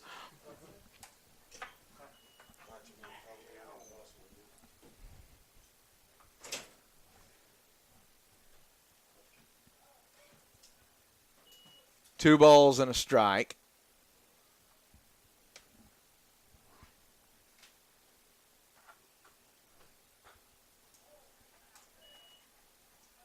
Three and one now to William Aguilar. Say what you want about superstition, but we know that Faulkner baseball is undefeated at home when Natalie Wilson is eating Radley Skittles. That's it's those are true statements, whether they're correlated or not. Aguilar drives that pitch to center field, and it's corralled by Reagan for the first out of the inning. Email comes in from Chance Willard. He says, I do not like watching games from this point of view. I'm never getting ejected again. So, it's Faulkner's first base coach watching from somewhere not near the facility. Joel Best gives a tip of the cap to Chance Willard.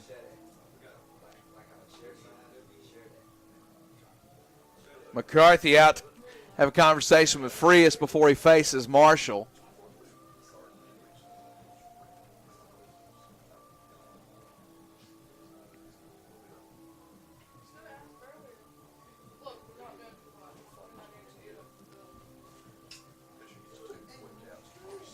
And again, we've talked about this a good bit over the course of the tournament with Hope. And this has to be a cultural thing when you see it this consistently. But a team that gets down 4-0 in its fifth game in 3 days in a do-or-die game, they could easily fold up shop. Absolutely. But they came back with a 2-run inning, and they're still in it. Yeah. And they've had to fight the entire week here. As you mentioned it from the top, it took a late rally for them to lose the very first game that they played, and then each game they've kind of found themselves where they had to rally to get the win. At one, outside corner for a strike. Email comes in, Patrick Daly telling us that he's watching at home on his computer, but he can't hear the audio except for the commercials. And he's tried multiple browsers. He could hear it at work, but asking what would fix it. So we'll ask our producer. It's on his end, not ours, so I don't know what that is. I just say you're welcome. You don't have to listen to us. That's true. I mean, it may be better without audio, but we're talking and he can't hear us. So, you know. Number 17, Dan Hawkins.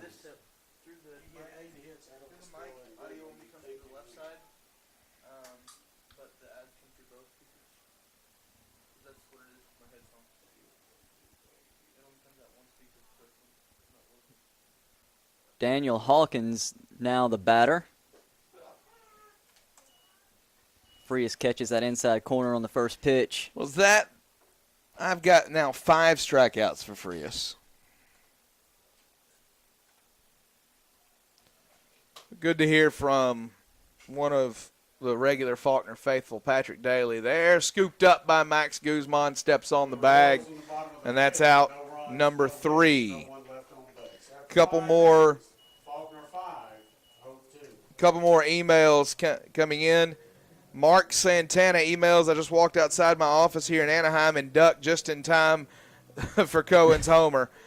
Keep coming back, Royals. So also Staten Todd emails us, says, love you guys and miss y'all. So grateful to be a part of what all God has done and is doing on the campus and our team. Keep up the great work. So Staten Todd, member of this Faulkner roster that is not on the postseason roster, but still very much a member of this Faulkner team and Faulkner family, reaching out and emailing.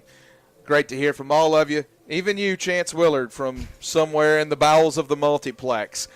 We are back on the other side of the Faulkner Sports Network presentation of the NAIA opening round.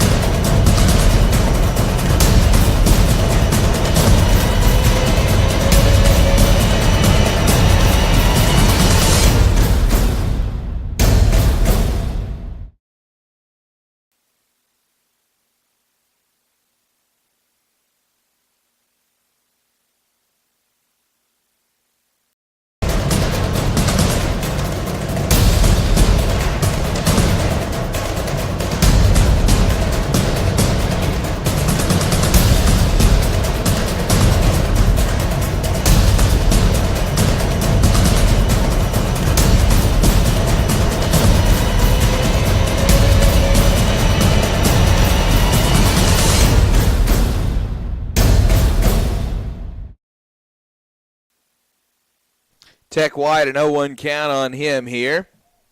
Cooper out for another inning.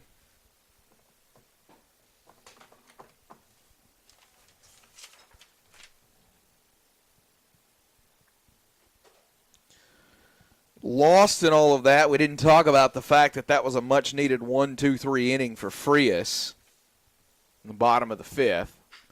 White up the middle base hit. He is 2 for 2.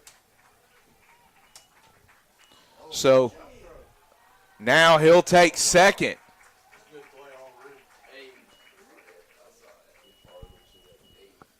Good hustle out of the box there from White.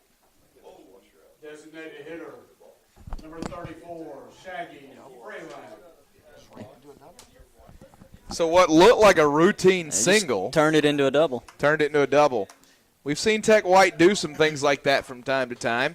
That's why he earned the nickname the Georgia Scorcher on our Faulkner broadcasts.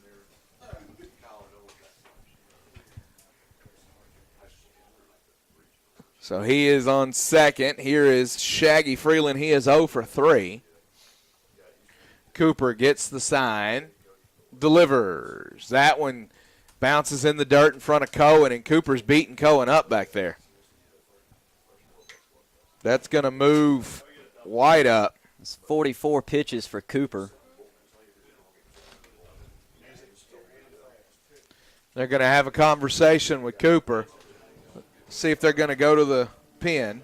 They are. Coach just called for it. So it's tough to come in already with a 1-0 count on a batter, but Foal has seen enough. He knows that this game is in the balance and you can't waste a lot of time. And for Hope right now, the game means the season. So it looks like we're going to have Sean Dumpster come out, or Dumpster, I think we decided. We had a typo on the roster. Sean Dumpster Jr. comes out. We'll give you the specs on him. This is the Faulkner Sports Network presentation of the NAIA opening round.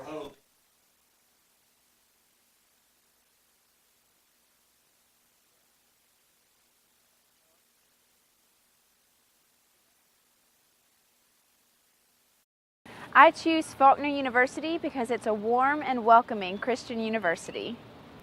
With over 70 majors, there is something for everyone, and you won't find a more supportive and encouraging faculty anywhere else.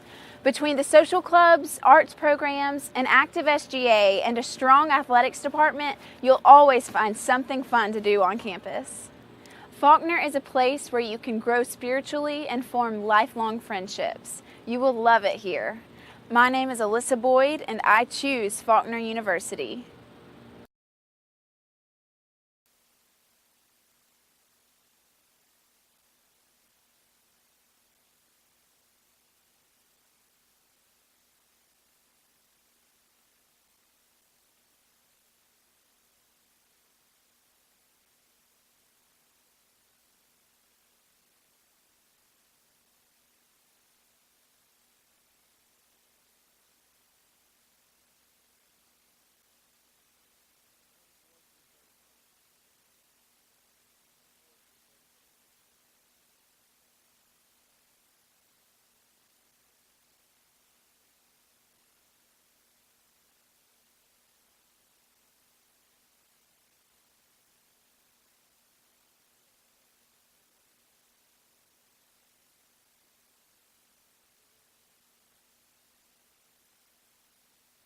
Freeland returns to the plate, 1-0 count on him, the new pitcher.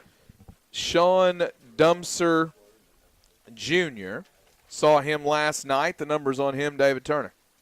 7.02 ERA, 10 appearances out of the pen. Well, 9 appearances out of the pen, 1 start. 16 2/3 innings pitched, 7 strikeouts, 343 batting average against. Pitch 1 strike to Shaggy Freeland. Dumpster, the junior from La Mirada, California. Kramer, shortstop. I think something going on there. Umpires called timeout. Now we reset. 1-1, Freeland.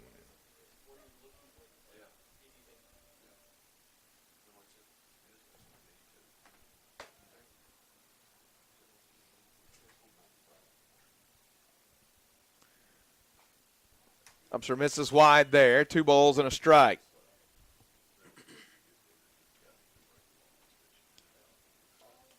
Email comes in from Jeremy Harville. We're rooting on the Eagles from Senatobia, Mississippi. Lindsay and Jeremy Harville.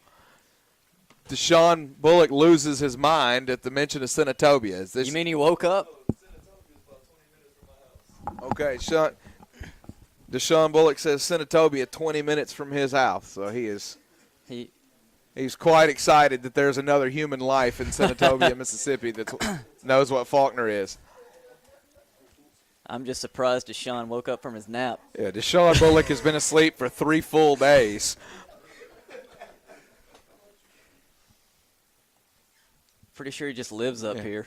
He produced a game all while snoring. Solomon Lopez emails, watching from Los Angeles, rooting for my boy, Coach Ziggy, and Hope International to make a comeback. Show some love. Great to hear from you, Solomon Lopez.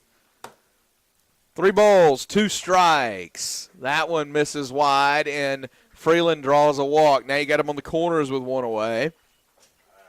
Max Guzman to the plate. 2 walks and a pop up to third. First baseman, number 25, Max Guzman.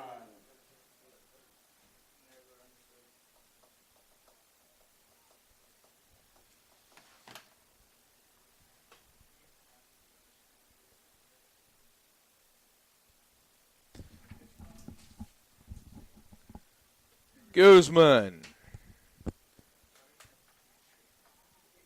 awaits the first offering from Dumpster. Checks his swing, 1 strike. Thought about offering it.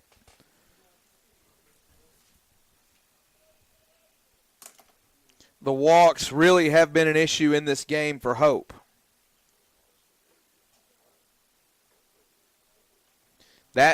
The 9th walk issued by Hope Hope pitchers, and we're in the 5th.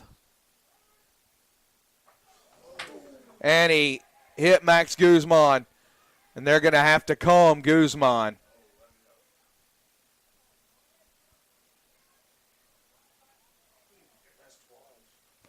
The last one, and Guzman, and what this goes back to is in his last at bat, one came at Guzman's head. It did not look like it was intentional, but he still was clearly upset about it. And then this one hits him. I don't think in this game, given what Hope's dealing with in terms of its pitching staff, that they would hit him on purpose right now.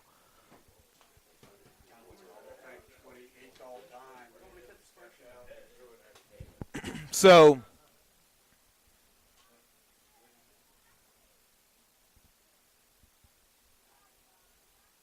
Guzman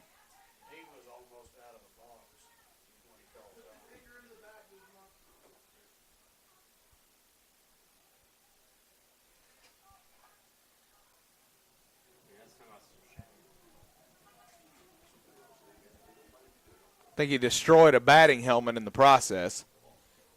No, his glasses. Oh, well, that's worse. Mike Correa trying to calm the Faulkner slugger.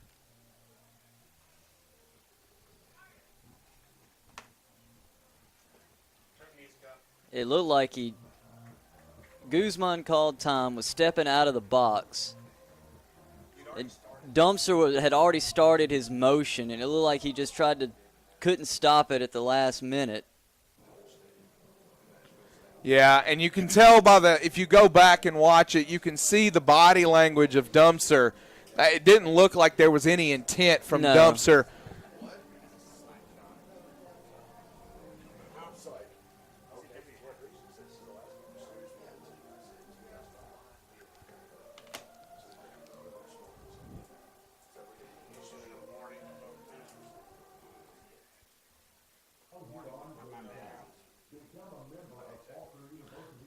So we'll sort all of this out.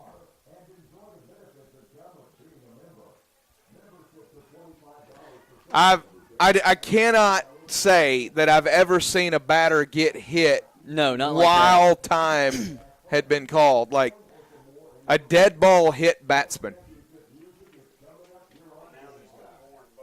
Yeah, and so he's got to warn both dugouts. In the head, no less. Yeah. Yeah, it's not like it just came in and nicked him.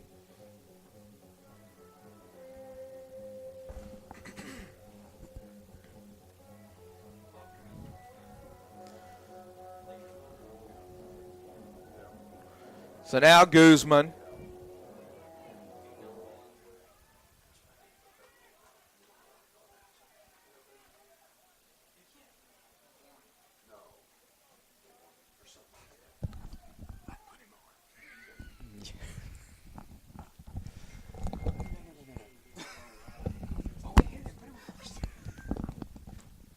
Guzman watches that one go by, 1-1.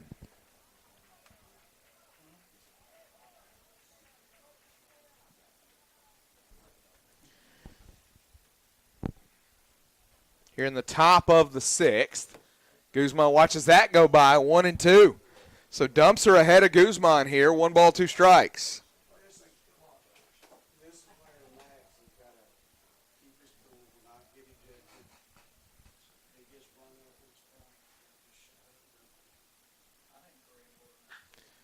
Guzman slaps that one to left field. That will bring Tech White in, and it's 6-2.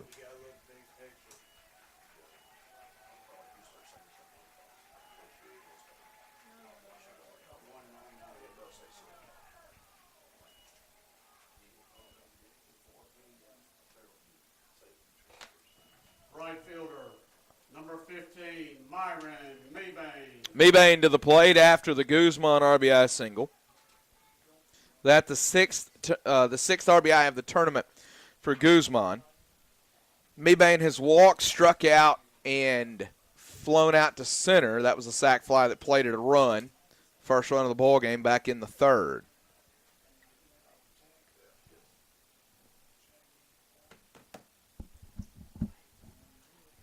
Email comes in. Ryan and Judy Hargis watching from Kingston, Tennessee. They say go Eagles.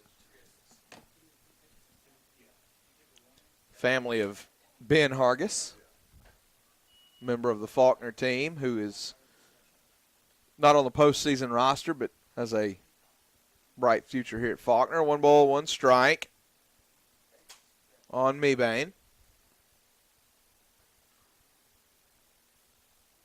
Mebane showing bunt. Pulls back.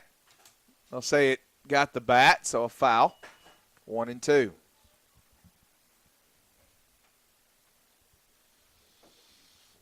Ball retrieved by Henry Martinez, who had a great start back on Monday in the first game for Hope in this tournament.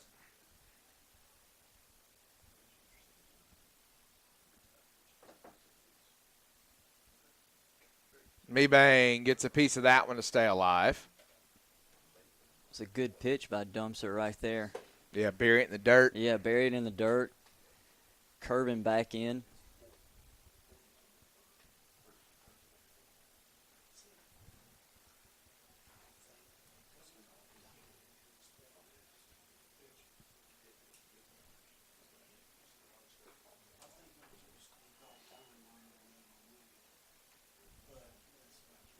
Two balls, 2 strikes.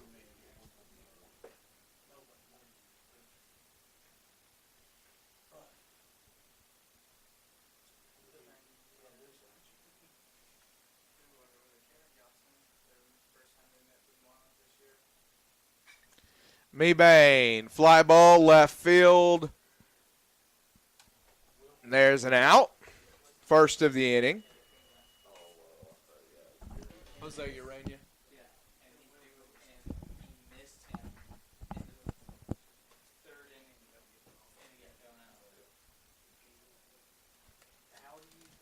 Second baseman, number 4, Hagen Homestead. Hagen Homestead to the plate.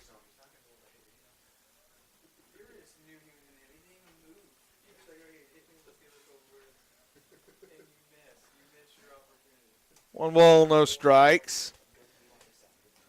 Anthony Amos emails in. He is feeling the vibe for Faulkner. Says, go Faulkner Eagles 2019 champions. So Anthony Amos, I believe, our friend in Lewiston that's been emailing all week. Check swing there for Homestead, 2-0.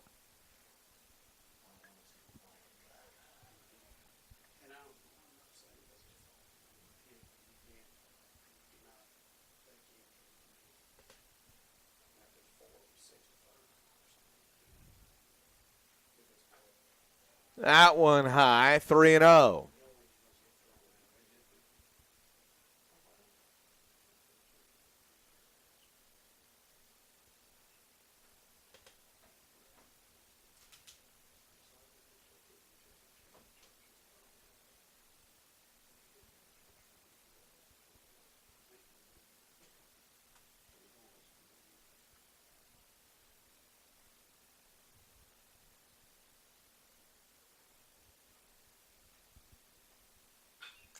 Homestead, deep, center field, still going off the base of the wall.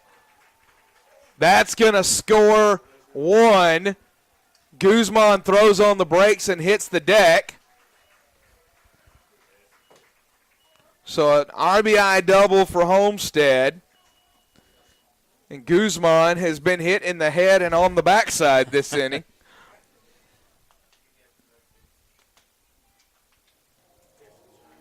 So they're going to make a pitching change. We'll pause the Faulkner Sports Network presentation of the NAIA opening round.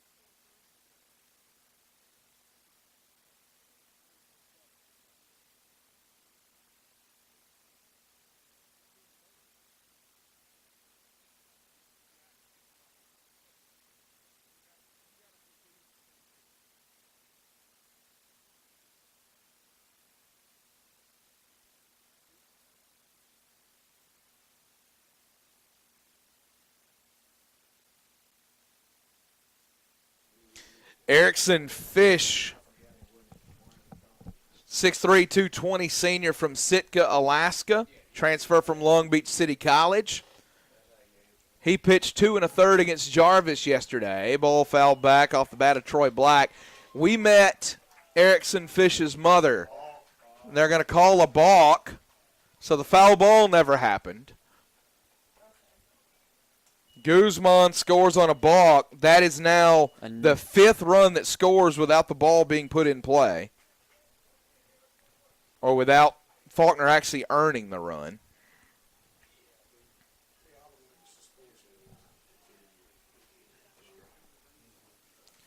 That'll move Homestead to third. Fish from Sitka, Alaska. We met his mother in between games. Very nice lady. Made the trip all the way down. Flew into Atlanta and drove. That one, right field again, same place as last time. Battaglia's got to be going, are you kidding me? And he catches it 329 feet away. And that will score Hagan Homestead.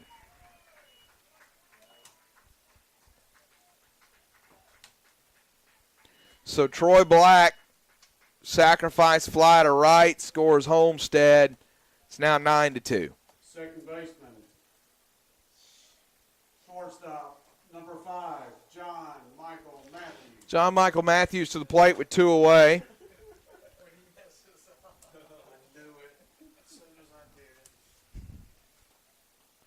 Luis Martinez email says, go Royals and Henry Martinez. Nicest kid you could ever meet. All head and shoulders. Keep fighting Royals. So good to hear from Luis Martinez. Again, several of you have emailed all week long. Thank you for reaching out. That one fouled back. 0-2.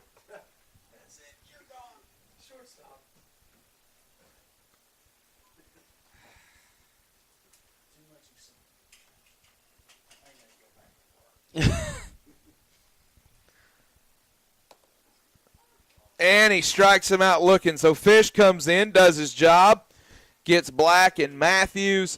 9-2 is the Faulkner lead. We head to the bottom of the 6th. Faulkner Sports Network presentation of the NAIA opening round.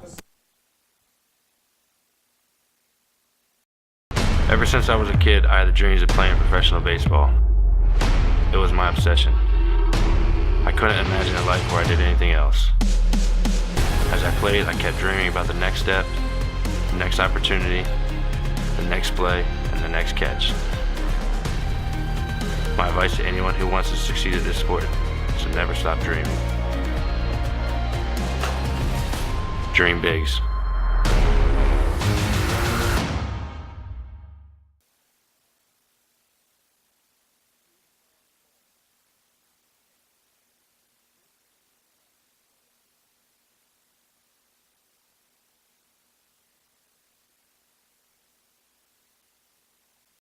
I choose Faulkner University because it's a warm and welcoming Christian university.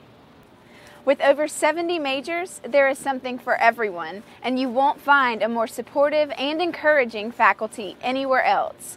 Between the social clubs, arts programs, an active SGA, and a strong athletics department, you'll always find something fun to do on campus. Faulkner is a place where you can grow spiritually and form lifelong friendships. You will love it here.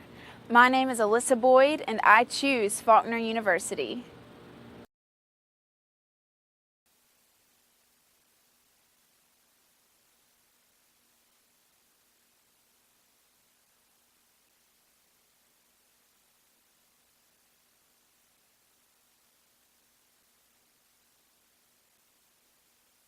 J.J. Battaglia leading off. He is grounded to third and flown out to center.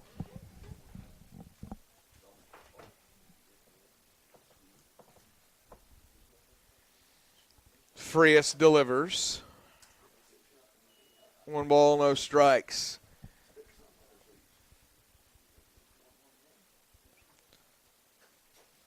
That one will get the inside corner. 1-1.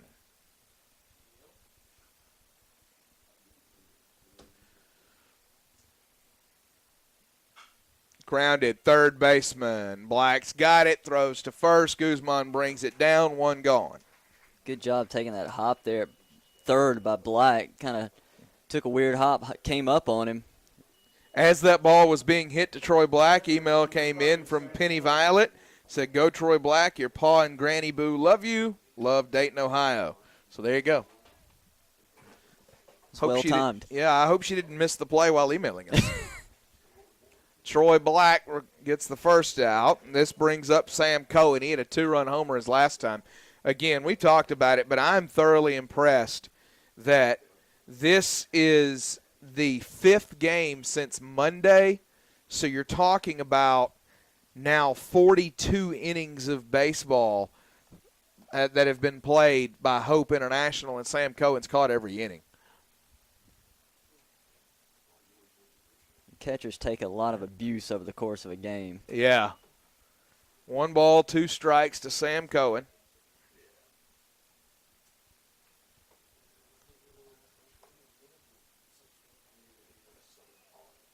Outside corner, misses, 2-2.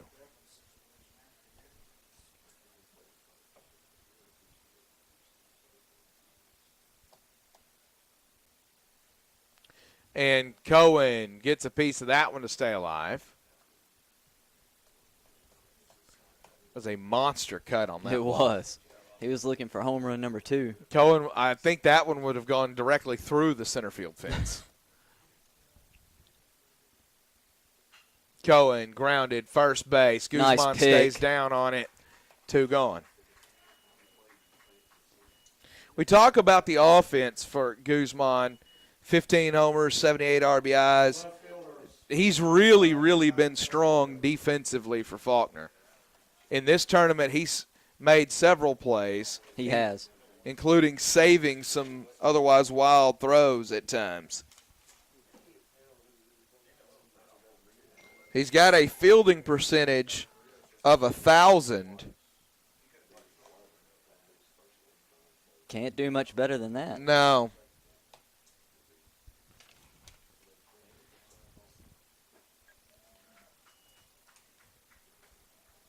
And Castillo is behind 0-2.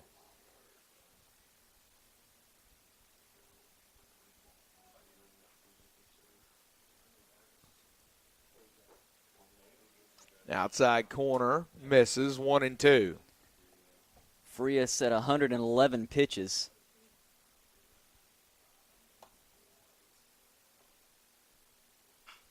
Ground ball, third baseman Troy Black can't handle it. So an E5 will put Castillo aboard.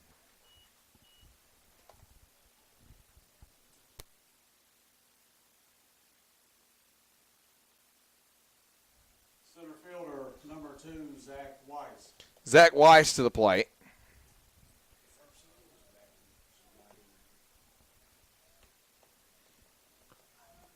Weiss has reached on an error and drawn a walk.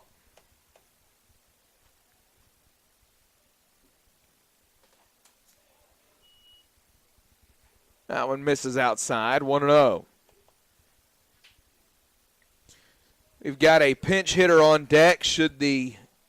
No, we don't. That's Kramer. Looks different. He's gotten a lot of sun since he showed up. 1 ball, 1 strike, as that one's fouled back.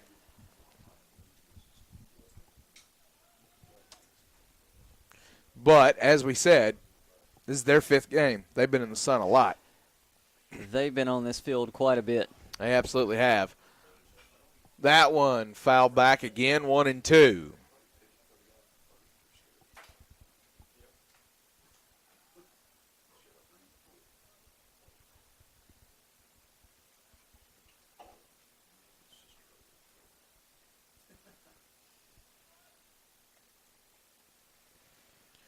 Frias delivers. Ground ball. Guzman can't get there. Homestead does. No play. And he throws it away. So, a hit. The runners don't advance. Otherwise, you would have an error there. It's good hustle by Homestead to even get to that ball. Yeah, good job by Villa to be backing that up. Yeah. Nolan Kramer to the plate. That is now 3 hits for the Royals. Kramer has struck out looking and walked.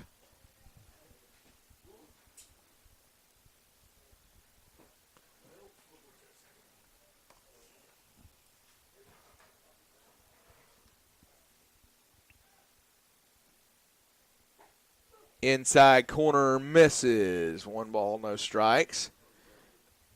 David, regardless of how this turns out for Hope, when we look at their roster,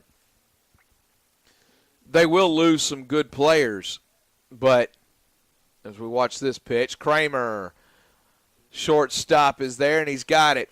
They'll lose some good players, but a lot of these guys are underclassmen, and they're going to be back.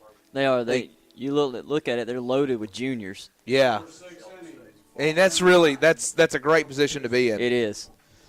So, program just in its 4th year, they're only going to keep getting better and better. So, we go to the 7th. 9-2 Faulkner leads in the Faulkner Sports Network presentation of the NAIA opening round.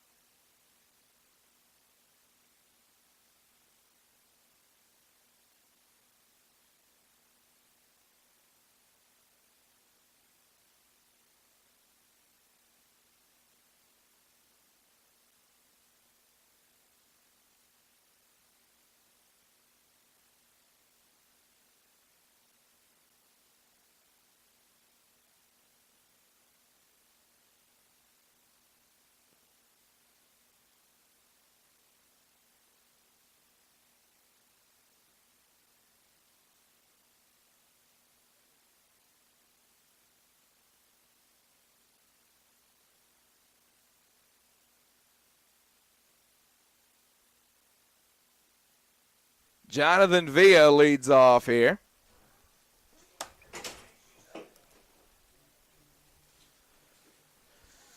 Villa has walked, reached on a bunt single, and grounded to second.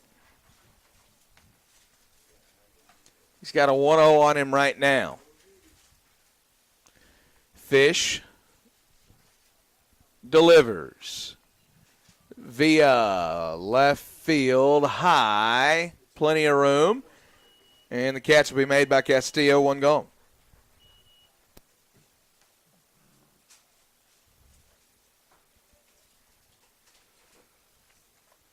Marcus Reagan is 0 for 4. Number 23, Marcus Reagan. That is very un-Marcus Reagan-like, as he started this day with a 373 average. He's now fallen well behind Zach Glines and Joey Vargas, who have a combined 4 at-bats between them, but don't ask them. Technically are at the top of the batting average list. 1-0.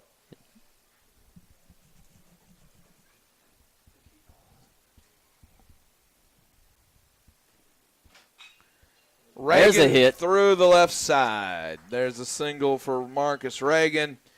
Now Tech White up. He's got 2 doubles and 2 walks. Left fielder, number 2, Tech White. So the 2 walks drawn by Tech White today put him at 51 on the year, 1 behind the team lead.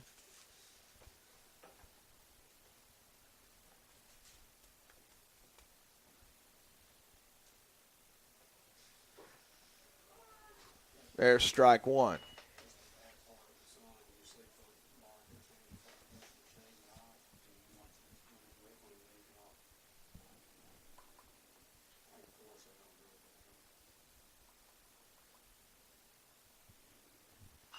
White fouls that one back, 0-2. Jeremy Harville texts us to check on the score. It is, in fact, 9-2. I think I just heard scrambling from the production room.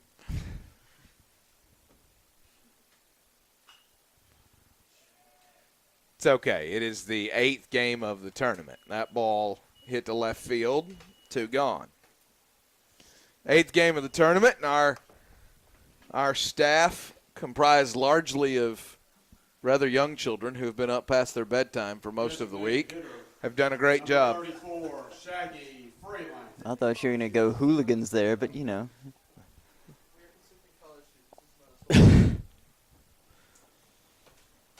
I say that because we've got a bunch of 19-year-olds in here and Natalie. And at 37, I look back when I was 19 and go, why didn't you sleep, you moron? No, I had to play PlayStation 1. That's how old I am. What's a PlayStation 1? That's right. Shaggy Freeland to the plate here with 2 away. Outside corner. No balls and a strike. I don't know what you're talking about. Deshaun back there looks nice and fresh with all the sleep he's gotten. Deshaun told his pizza delivery job he had to work this week. If he's working, I'll take that job. That's right. 1 ball, 1 strike. A stolen base by Marcus Reagan.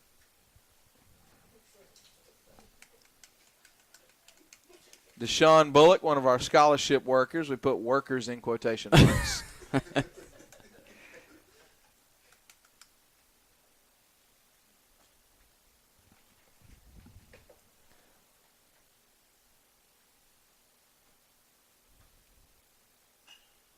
Freeland flares that one left center. And the catch is made, and the inning is over. So 3 flyouts to left field.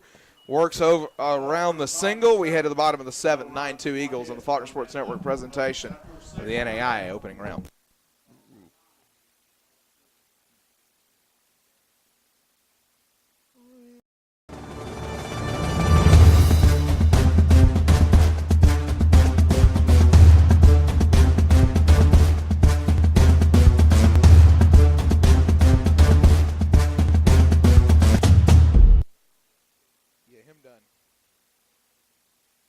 Pitch again next week or the week after.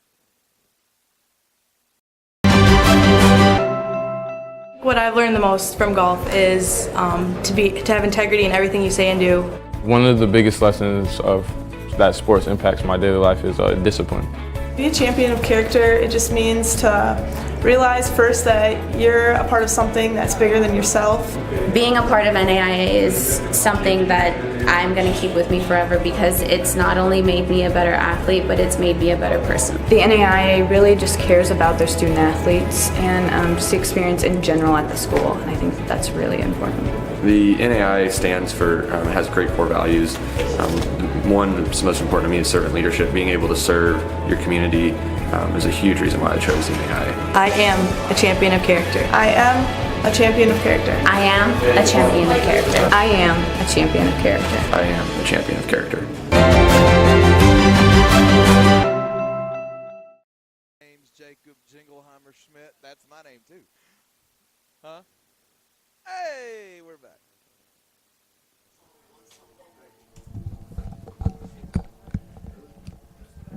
Nine to 2 is the lead for Faulkner. Hope looking to get back in it here in the bottom of the 7th.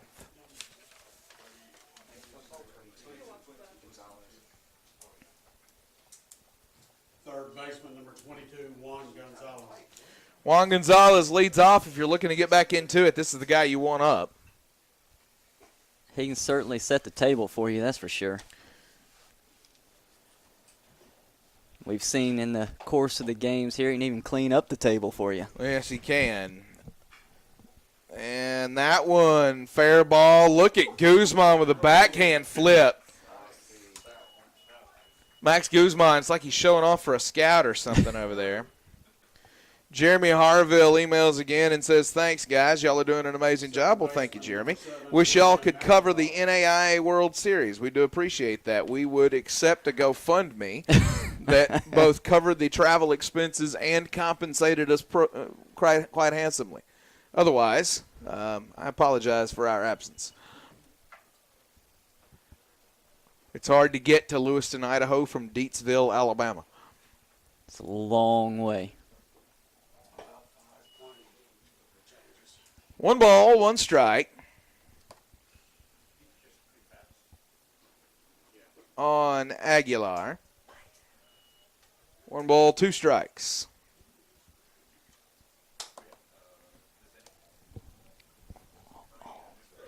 Aguilar fouls that one back.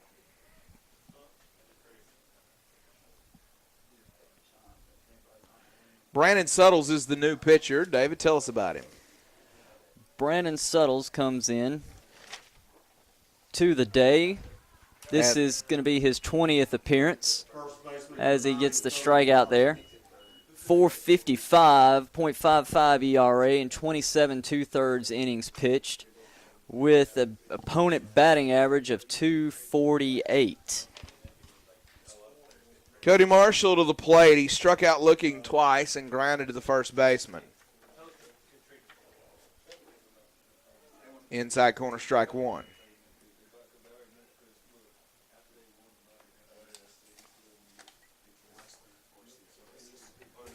Suttles delivers. That one misses outside. 1-1.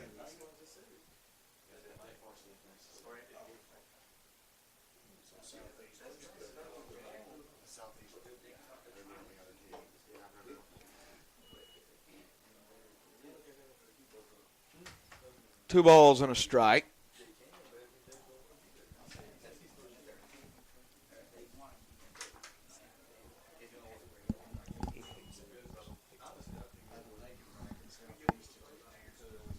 Three and one.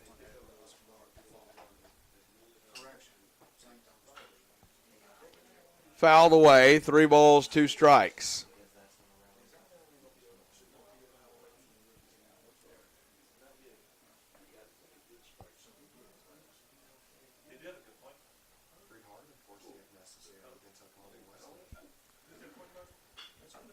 That one ripped into right field. Sam Anthony, the new right fielder, over to cut it off, but Cody Marshall with a single. Here and now that in the Henderson bracket.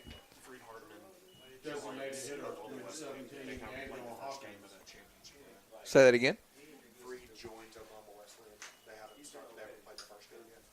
So Freed and Oklahoma Wesleyan are in the championship round of the Henderson bracket. Oklahoma Wesleyan is the winner's bracket team there. Okay. So Freed Hardeman trying to work its way through the Henderson bracket.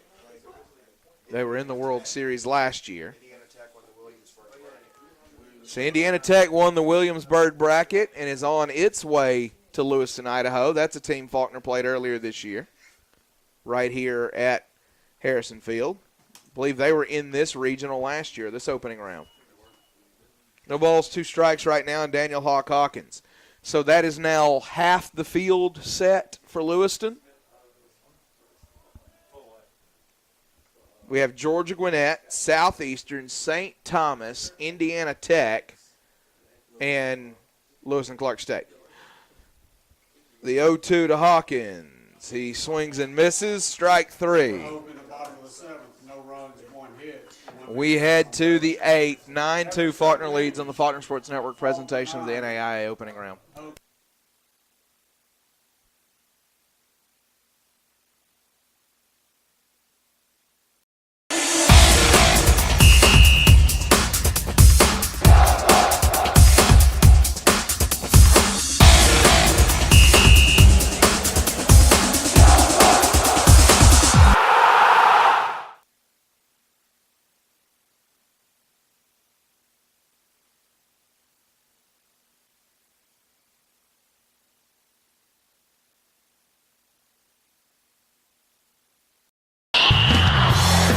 This is Game Time in the home of the Myers Park Mustangs. When it's game day at New Albany, the soundtrack is Game Time. Go Eagles! Mesa Public Schools best play right here. All the time. And when it's game day, it's Game Time.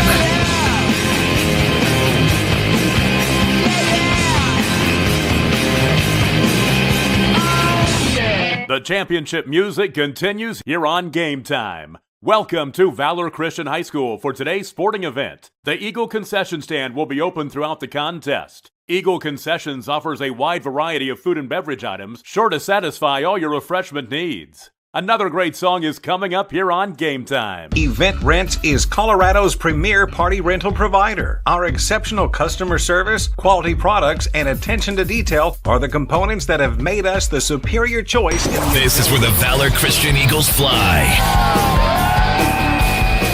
You're listening to Game Time.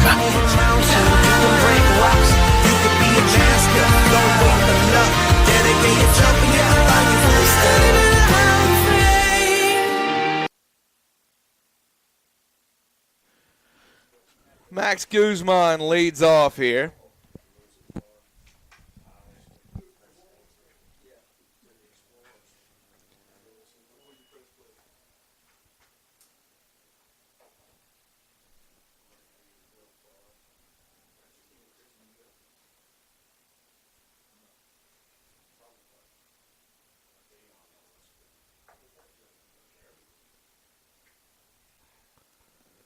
That one inside. 1 ball, 1 strike.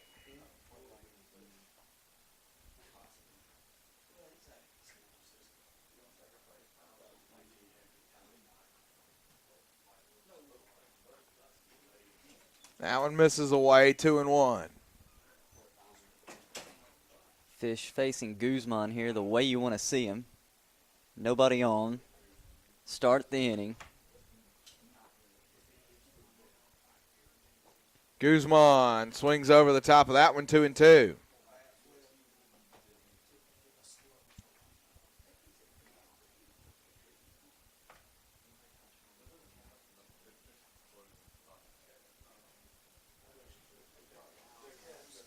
So Max Guzman awaiting the pitch from Fish. That one high, 3-2.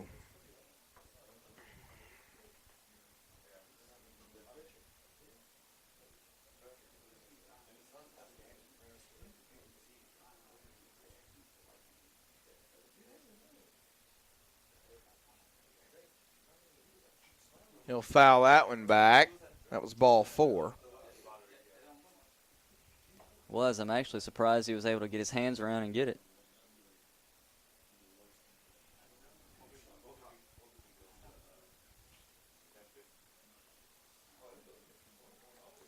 Three balls, 2 strikes. And there's a walk issued to Max Guzman. Fish did not like the call on the mound.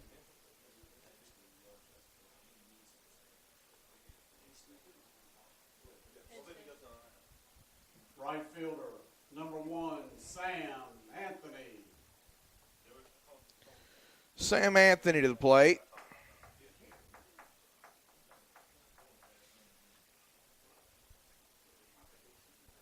That one misses wide.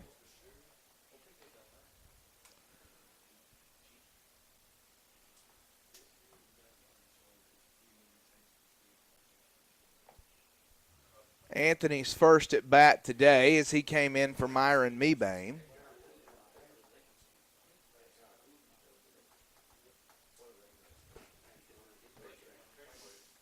They're going to run for Guzman here. Mike Battle comes in.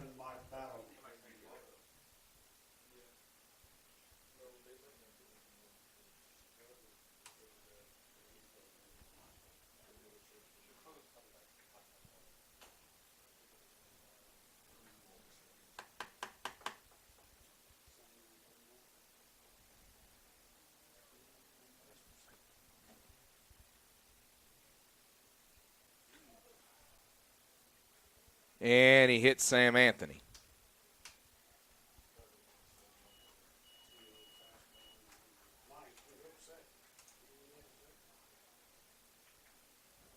Mike Battle will trade helmets with Sam Anthony. And now go to second.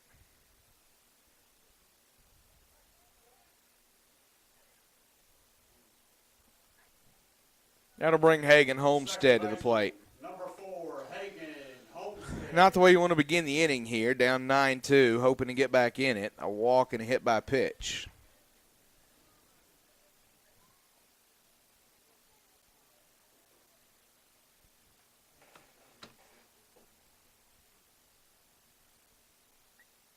That one misses high. 1 ball, no strikes. Just kind of continues with the self-inflicted damage for this Hope squad here in Yeah. this game. And you know coming in, their arms are going to be tired, and everybody's going to have to be ready when the moment comes. But you've only got so much energy. That's exactly right. If you're talking about just runs that Faulkner has driven in, it would be a 4-2 game. And that's a completely different situation Yeah. than what we've got here in actuality.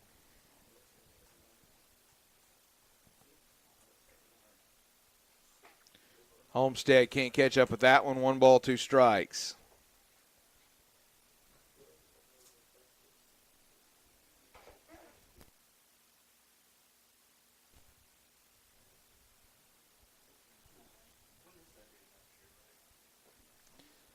Hagen Homestead awaits.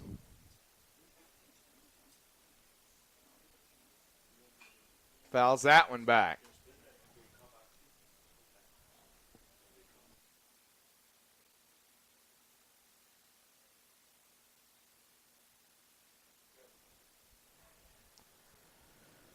One ball, 2 strikes to Hagen Homestead.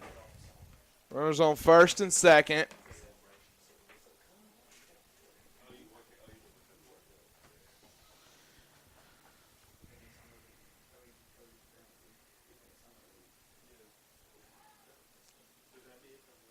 We are nearing the 3-hour mark on this game.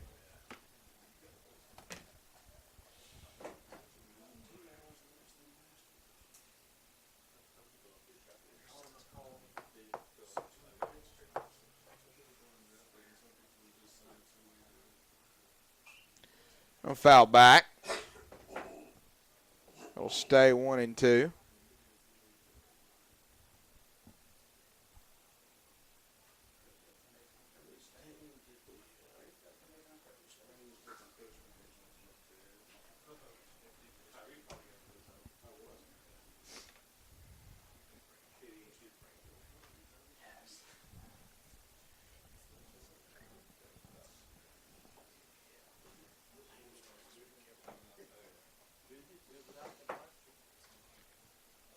One ball, 2 strikes. Hagen Homestead awaits the pitch from Fish.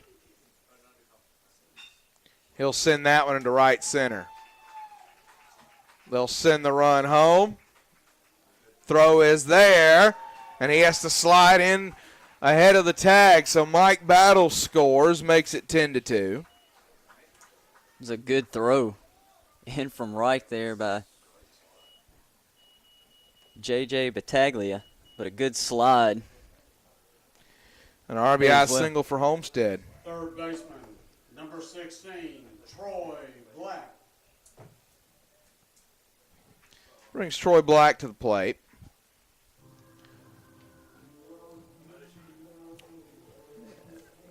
I guess we're going to have a pitching change here. Somebody coming out of the pen. We'll see who it is. We'll tell you on the other side. Faulkner Sports Network presentation of the NAIA opening round.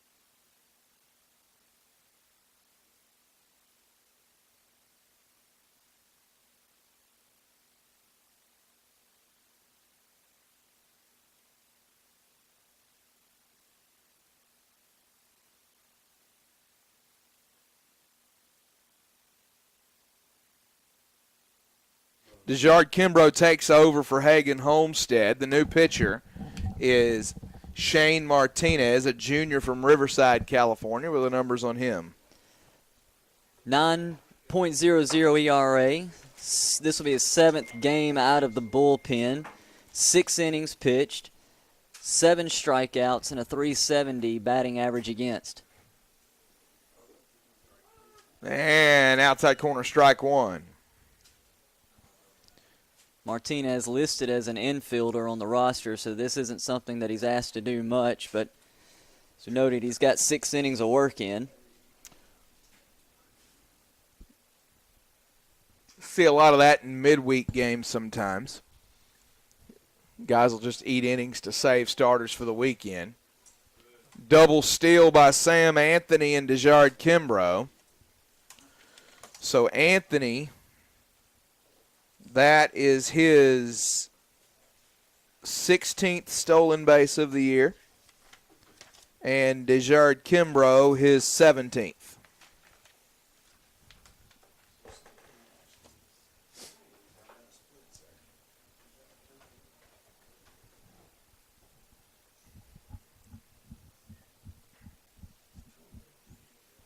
Troy Black awaits. Foul back.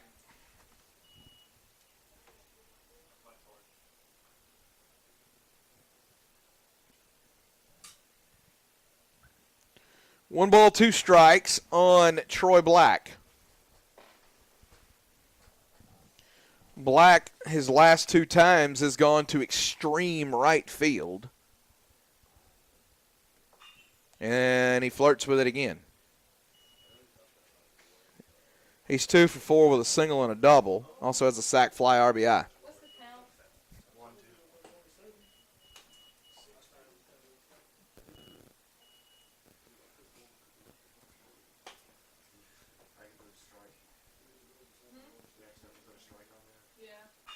Black up the middle, base hit. Sam Anthony will score. They'll send DeJard Kimbrough. Now 12 or 11 to 2. Or 12 to 2, 12 yeah. 2.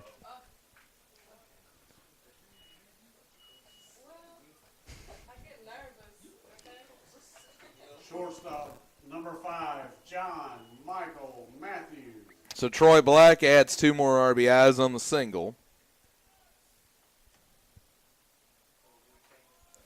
Brings John Michael Matthews to the plate.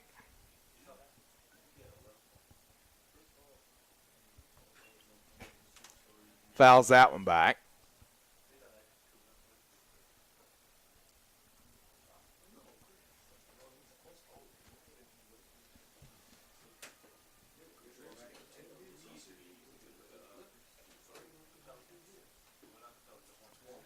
No balls and a strike to John Michael Matthews. He's got a single, 2 walks, and a backwards K.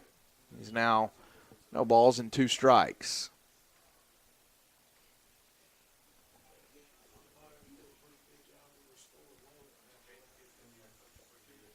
The 0-2. Misses. 1 ball, 2 strikes.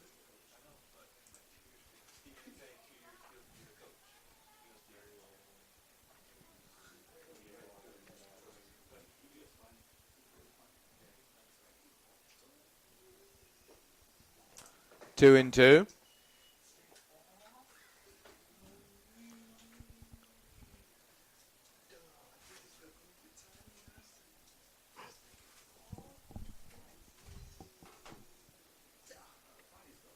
Martinez will step off. Matthews will step out.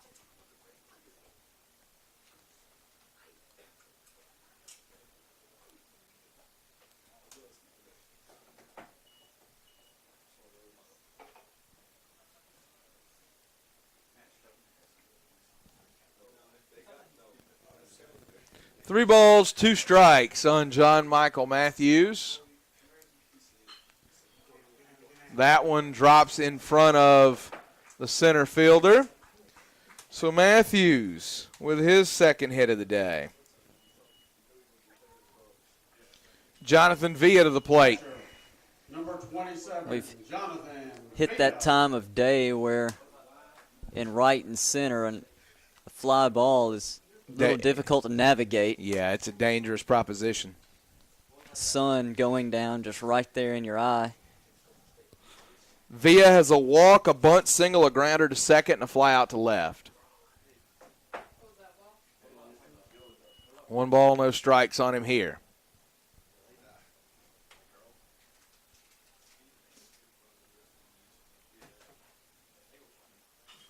Villa. Straight up, and it drops. No man's land, little Texas leaguer there. And that's a base hit, and they're loaded with nobody out for the top of the order in Marcus Reagan. Now running at first base, number 7, Tyler Paulson.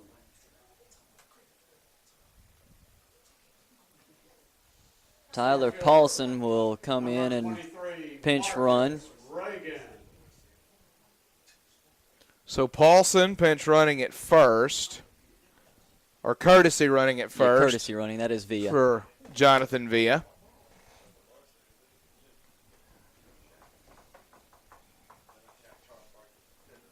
This is now the 6th time through the lineup for Faulkner. Reagan fouls it back.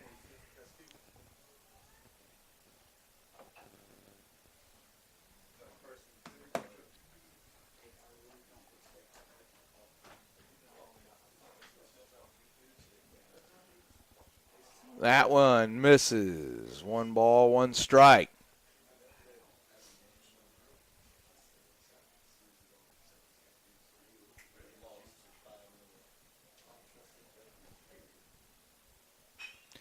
Chopper up the middle. He'll go to second for 1, and that's all they'll get, and a run will score.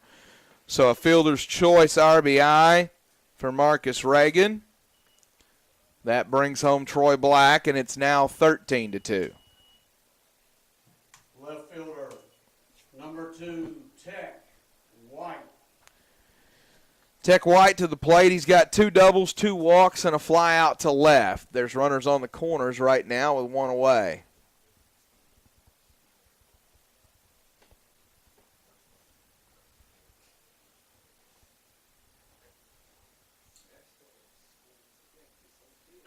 White rips that one right field. Battaglia goes back. He'll catch it. Runner tags up. And he'll score. That's John Michael Matthews. Make it 14-2. Designated hitter, number 34, Shaggy Freeland. Shaggy Freeland to the plate. 2 away now. Runner on first. Freeland, the 9th batter of the inning.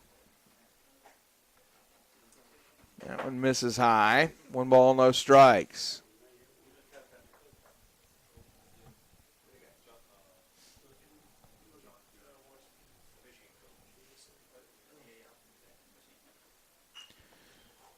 And Freeland rips that one. Nice. Great play by Kramer. That was a good catch there by Kramer. That ball screamed at him, and he just able to move just enough to his left, right there, and snag that ball. So that will send us to the bottom of the 8th, 14-2 Faulkner. Faulkner Sports Network presentation of the NAIA opening round.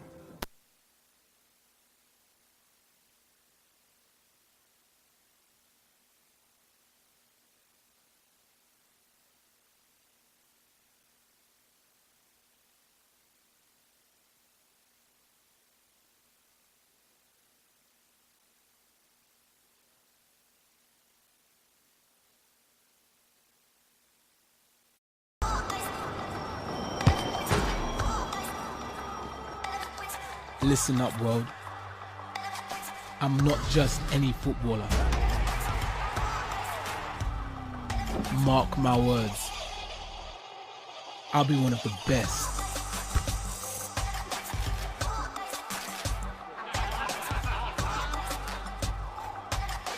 And have it all. I'll be a beast. A creator.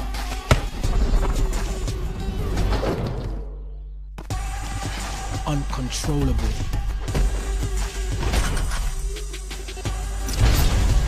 Untouchable.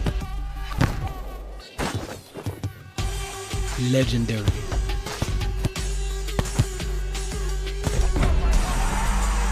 These are not just my heroes anymore.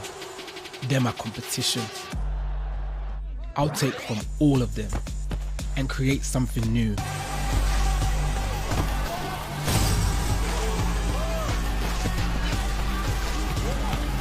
You might want to follow me. Don't. Create your own thing.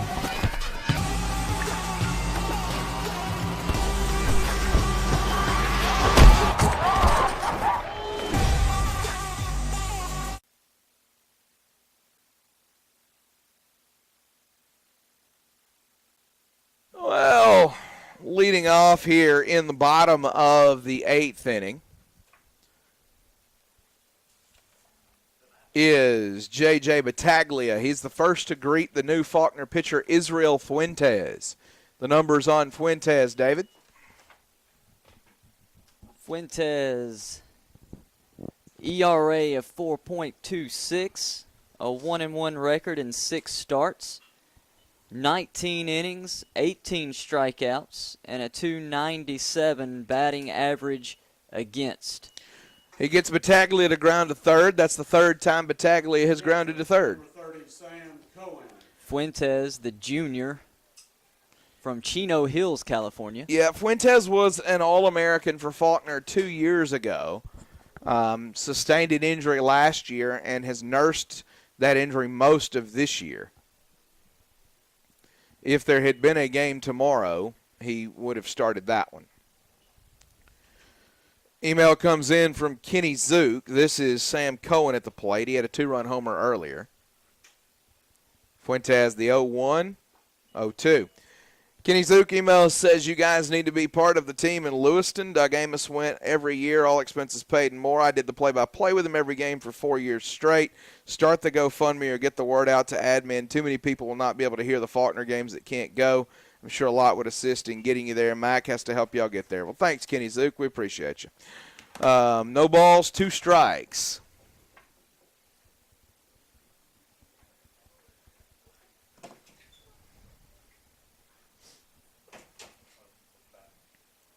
Fuentes delivers. That one misses high, 1-2.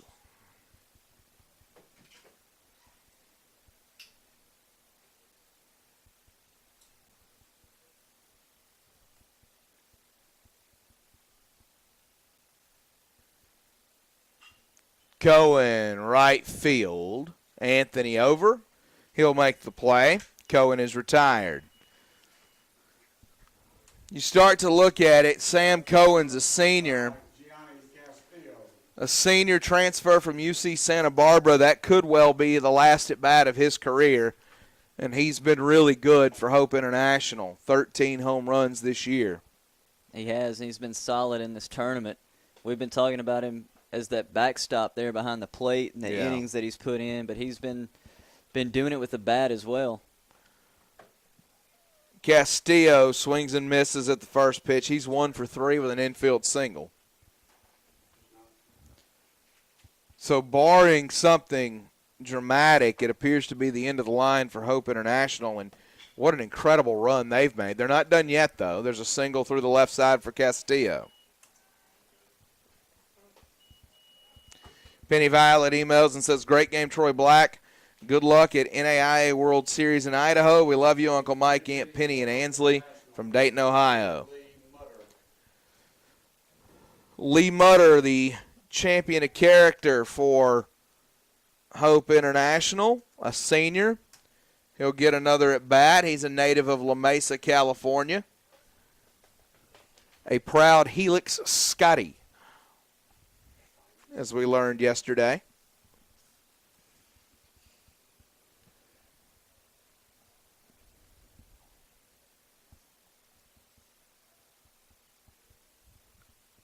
Fuentes delivers. That one misses. So far, we know of 5 tickets that have been punched to the Avista NAIA World Series in Lewiston. Southeastern, Georgia Gwinnett, Grounded short. Matthews is there. He'll fire.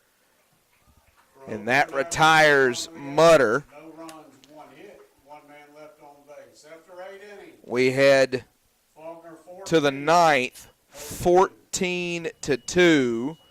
Faulkner leads your 5 teams that are qualified already. Southeastern, Georgia Gwinnett, Indiana Tech, St. Thomas, and the home team, the Lewis and Clark State. All right, 14-2, Faulkner leads. This is the NAIA, or the Faulkner Sports. There it is, Faulkner Sports Network presentation of the NAIA opening round. Words are hard on a Wednesday night.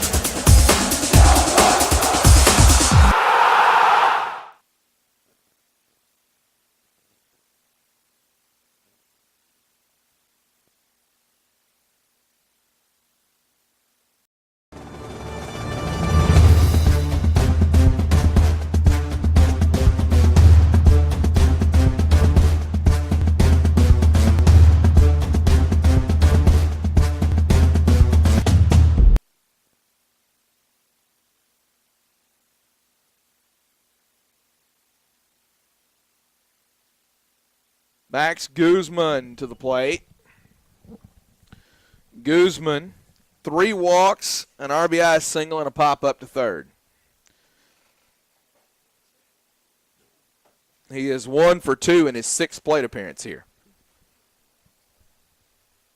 A couple of changes here in the infield for Hope International.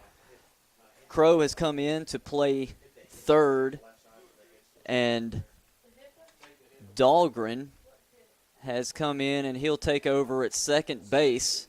It's Taryn Dahlgren at second, and Ryan Crow at third. Martinez delivers 2-0. Or 3-0, rather. You know not to pay attention to the scoreboard. You know the operator. Allen pops straight up. And Cohen can't get it. He lost it in the twilight here.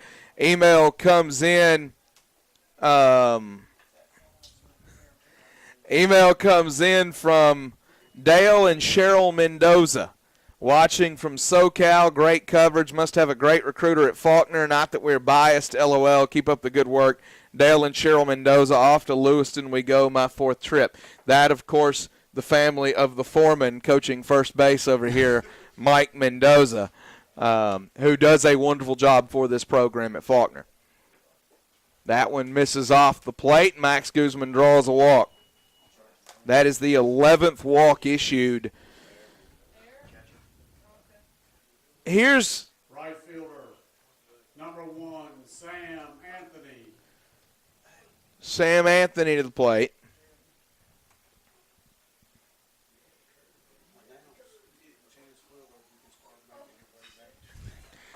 That one hit to right. Battaglia makes the catch.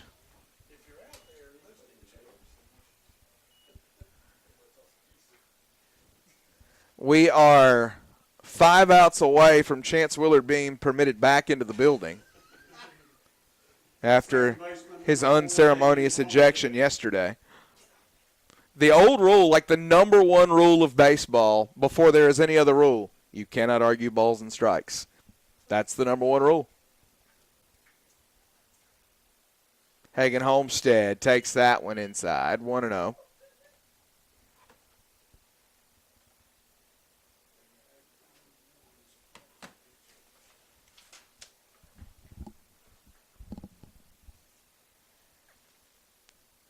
Homestead fouls that one back. He singled twice, doubled. He's 3 for 5.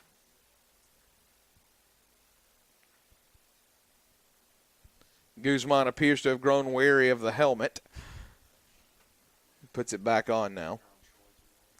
Yeah. Troy Black is convinced everybody that helmets are evil. Faulkner third baseman Troy Black will wear a helmet only in so much as he has to. It's a wonder he doesn't take it off while rounding the bases.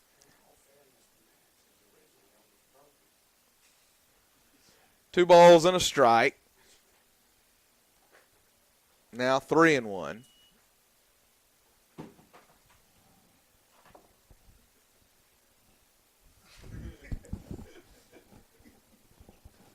This is one of the things we've not talked a lot about, or at all, really. Guy coaching first right now, Mike Mendoza, and the guy coaching third, Mike Correas. That one's hit deep center field, and Wise will get under it, 2 away. Both of those guys are California natives. Correa from the Bay Area, and number 16, Troy Black. Mike Mendoza from SoCal. You got a Giants fan and a Dodgers fan. Oh. Both integral parts of the coaching staff at Faulkner. And they can work together. Chance Willard. Where's Chance from? Chance is from Huntsville, so he's the Alabama representative on the coaching staff. Jonathan Wilkins, I can only assume, was raised by Bears. Parts unknown.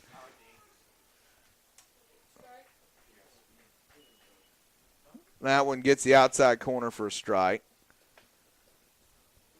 Fourth member of this Faulkner coaching staff has a beard that makes Grizzly Adams envious. Email shout out to Heath Olive from Carl Olive. He says, "Hey Heath, we love you and good luck. Faulkner in Idaho. Granny Pop's mom and dad. Go Eagles." So good to hear from you guys. 1 ball, 2 strikes on Troy Black here. Martinez looking to finish it out. Get out of this top of the 9th. And Black hits it to right again. So Troy Black, with his 4th hit of the game, gets that batting average up. Good hit on a tough breaking ball right there. Number 5, John Michael Matthews. John Michael Matthews to the plate. Matthews is 2 for 3 with 2 walks and a pair of singles.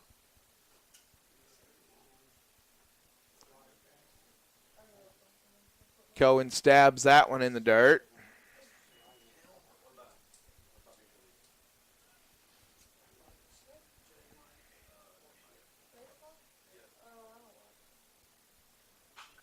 Up the middle, kicks off the pitcher, and he just took a seat and laughed it off.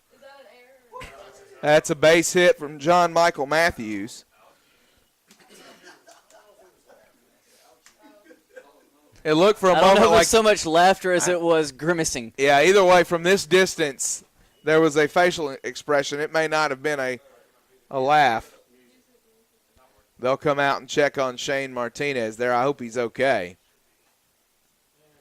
Took it off the hip. And the whole thing's gone off again.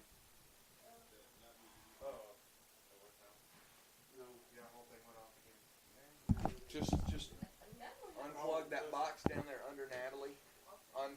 It's got no lights on it. You need to make sure it's plugged in. And the power source is plugged into the back.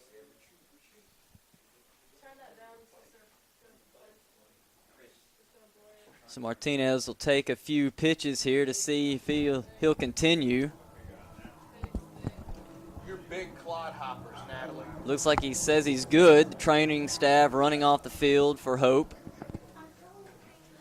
Jonathan Villa. Catcher, number 27, Jonathan Villa. To the plate. Villa is 2 for 4 with a walk.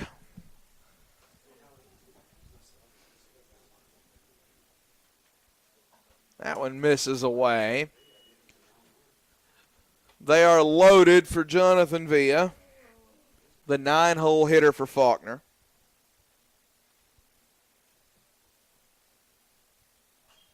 He'll send that one straight up the chute.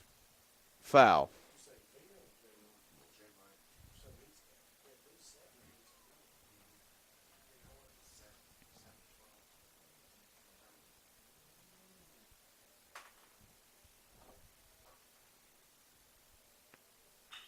Villa takes a high hop over the first baseman. Nothing he could do about it.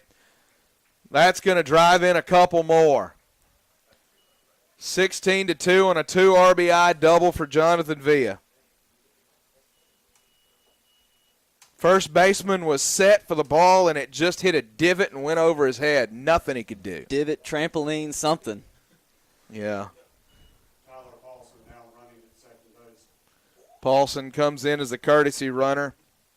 But that's going to score Guzman and Black. Center fielder, number 23. That's one of those balls, just when it hits and starts jumping up on you, you just cover your face and you hope for the best.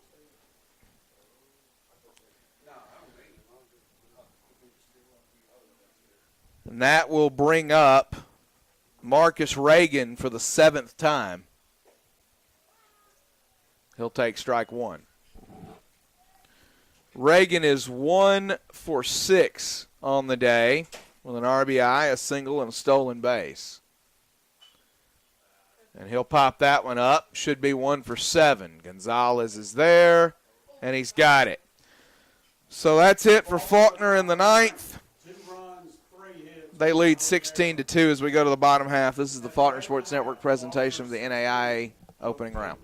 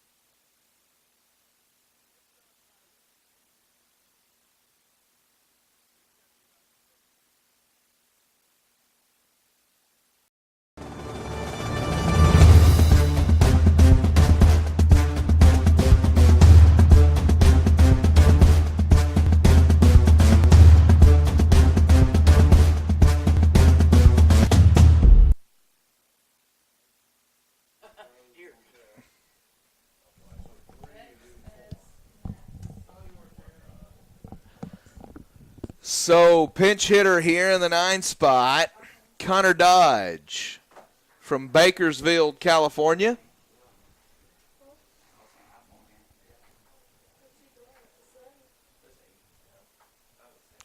Israel Fuentes delivers. That one misses wide. Dodge hitting .208 on 24 plate appearances.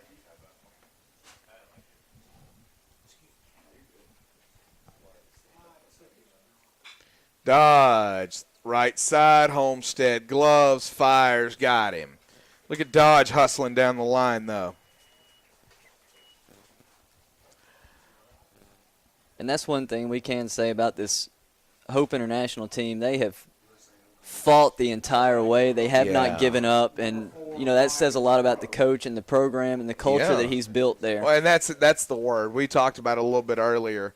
Culture, especially when you're talking about a new program in only its 4th year, you have to establish culture. And clearly Eric Fohl and his staff have done that. This team, I think, is going to be a force if they continue on the trajectory that they've been on. They just, to me, the difference in this tournament for Hope is that they lost that first game. Yeah. And we talked about that. In the first game, you lose that 2-3 matchup. You now have to win 5 in a row. And you're talking about having to play 6 games in 3 days just to get out of it, get out of the bracket. And That's tough no matter who your asking a pitchers lot. are. Yeah. This is Crow. I called Gonzalez catching the pop-up to end the inning. It was actually Crow. I apologize. And he bats here. Left side, John Michael Matthews flashing the arm. Crow is retired. John Michael Matthews' arm has been shown off a few times this tournament.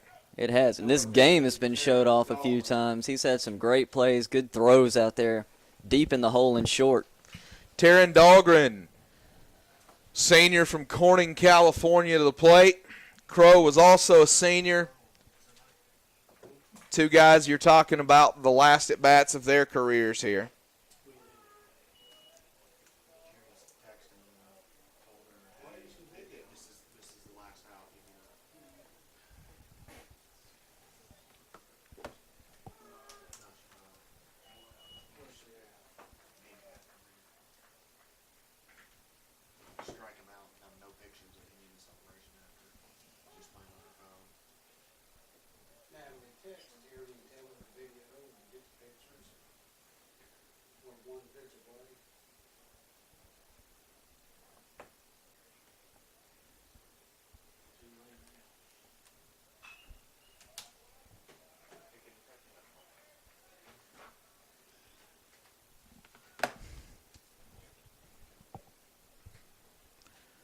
Sixteen to 2.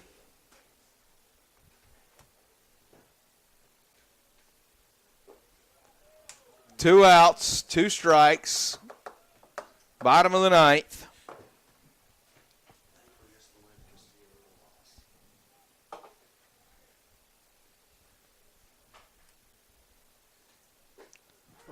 And that's it. Dahlgren strikes out looking. That's the ball game. No one left on base. Your final score, Faulkner 16, Hope International 2. So Faulkner is making that northwest passage to Lewiston, Idaho. The winners of the Montgomery bracket. They will join a field that includes Southeastern, Georgia Gwinnett, St. Thomas, Indiana Tech, and Lewis and Clark State. 4 more teams will punch their tickets tomorrow, May 24th through May 31st for the Avista NAIA World Series in Lewiston, Idaho. So the Faulkner University Eagles head for, is this the 8th consecutive year now? So Faulkner heading back again. David Turner, Faulkner did what they were supposed to do in this tournament, and they come out with 15-3, 10-5, and 16-2 wins. They did, and they got exactly what they needed. They got some quality pitching in these 3 games, and you said it, they did what they were supposed to do, and now they're getting ready to go to Idaho. So that'll do it. Faulkner University, your winner today, the winning pitcher, Antonio Frias. The loss goes to Castillo. 16-2 is the win for the Faulkner University Eagles. Listen, whoever you're a fan of, we thank you for watching us this week. Wanted to get one more email in that just came in under the wire here. Anita Suttles emails and says, wishing my son Brandon Suttles and all of our Faulkner University baseball players all the luck in the world in Lewiston. We love you, Brandon, to the moon and back. So great to hear from you guys. For all of you, whether you're Eagle fans or you're Royal fans, whoever you are, thanks for watching us this week. Thanks for reaching out, being part of this broadcast and interacting with us. We look forward to joining you next year on the Faulkner Sports Network. This has been a wonderful week. It's been a lot of fun. David, thanks for being a part of it with us. Thank you. I appreciate it. It's good baseball. It has been good baseball. You'll be back with us in the fall as the sideline reporter for Faulkner football. And then on commentary with me for Faulkner basketball. A big shout-out to our Faulkner Sports Network workers. These guys stayed or came back after school was out some 2 weeks after graduation, and they're still here just to be part of this event and help us out. Christopher Nam, Jacob Hartsfield, Natalie Wilson, Deshaun Bullock, Tyranny Garnett, Tiantre Spence, our producer for most of the week, Ethan Forsman. For Carter Moles, our official statistician, for Joel Best, PA guy extraordinaire, for David Turner, I'm Jeremy Smith. Thank you so much for joining us. Have a great night, and God bless you.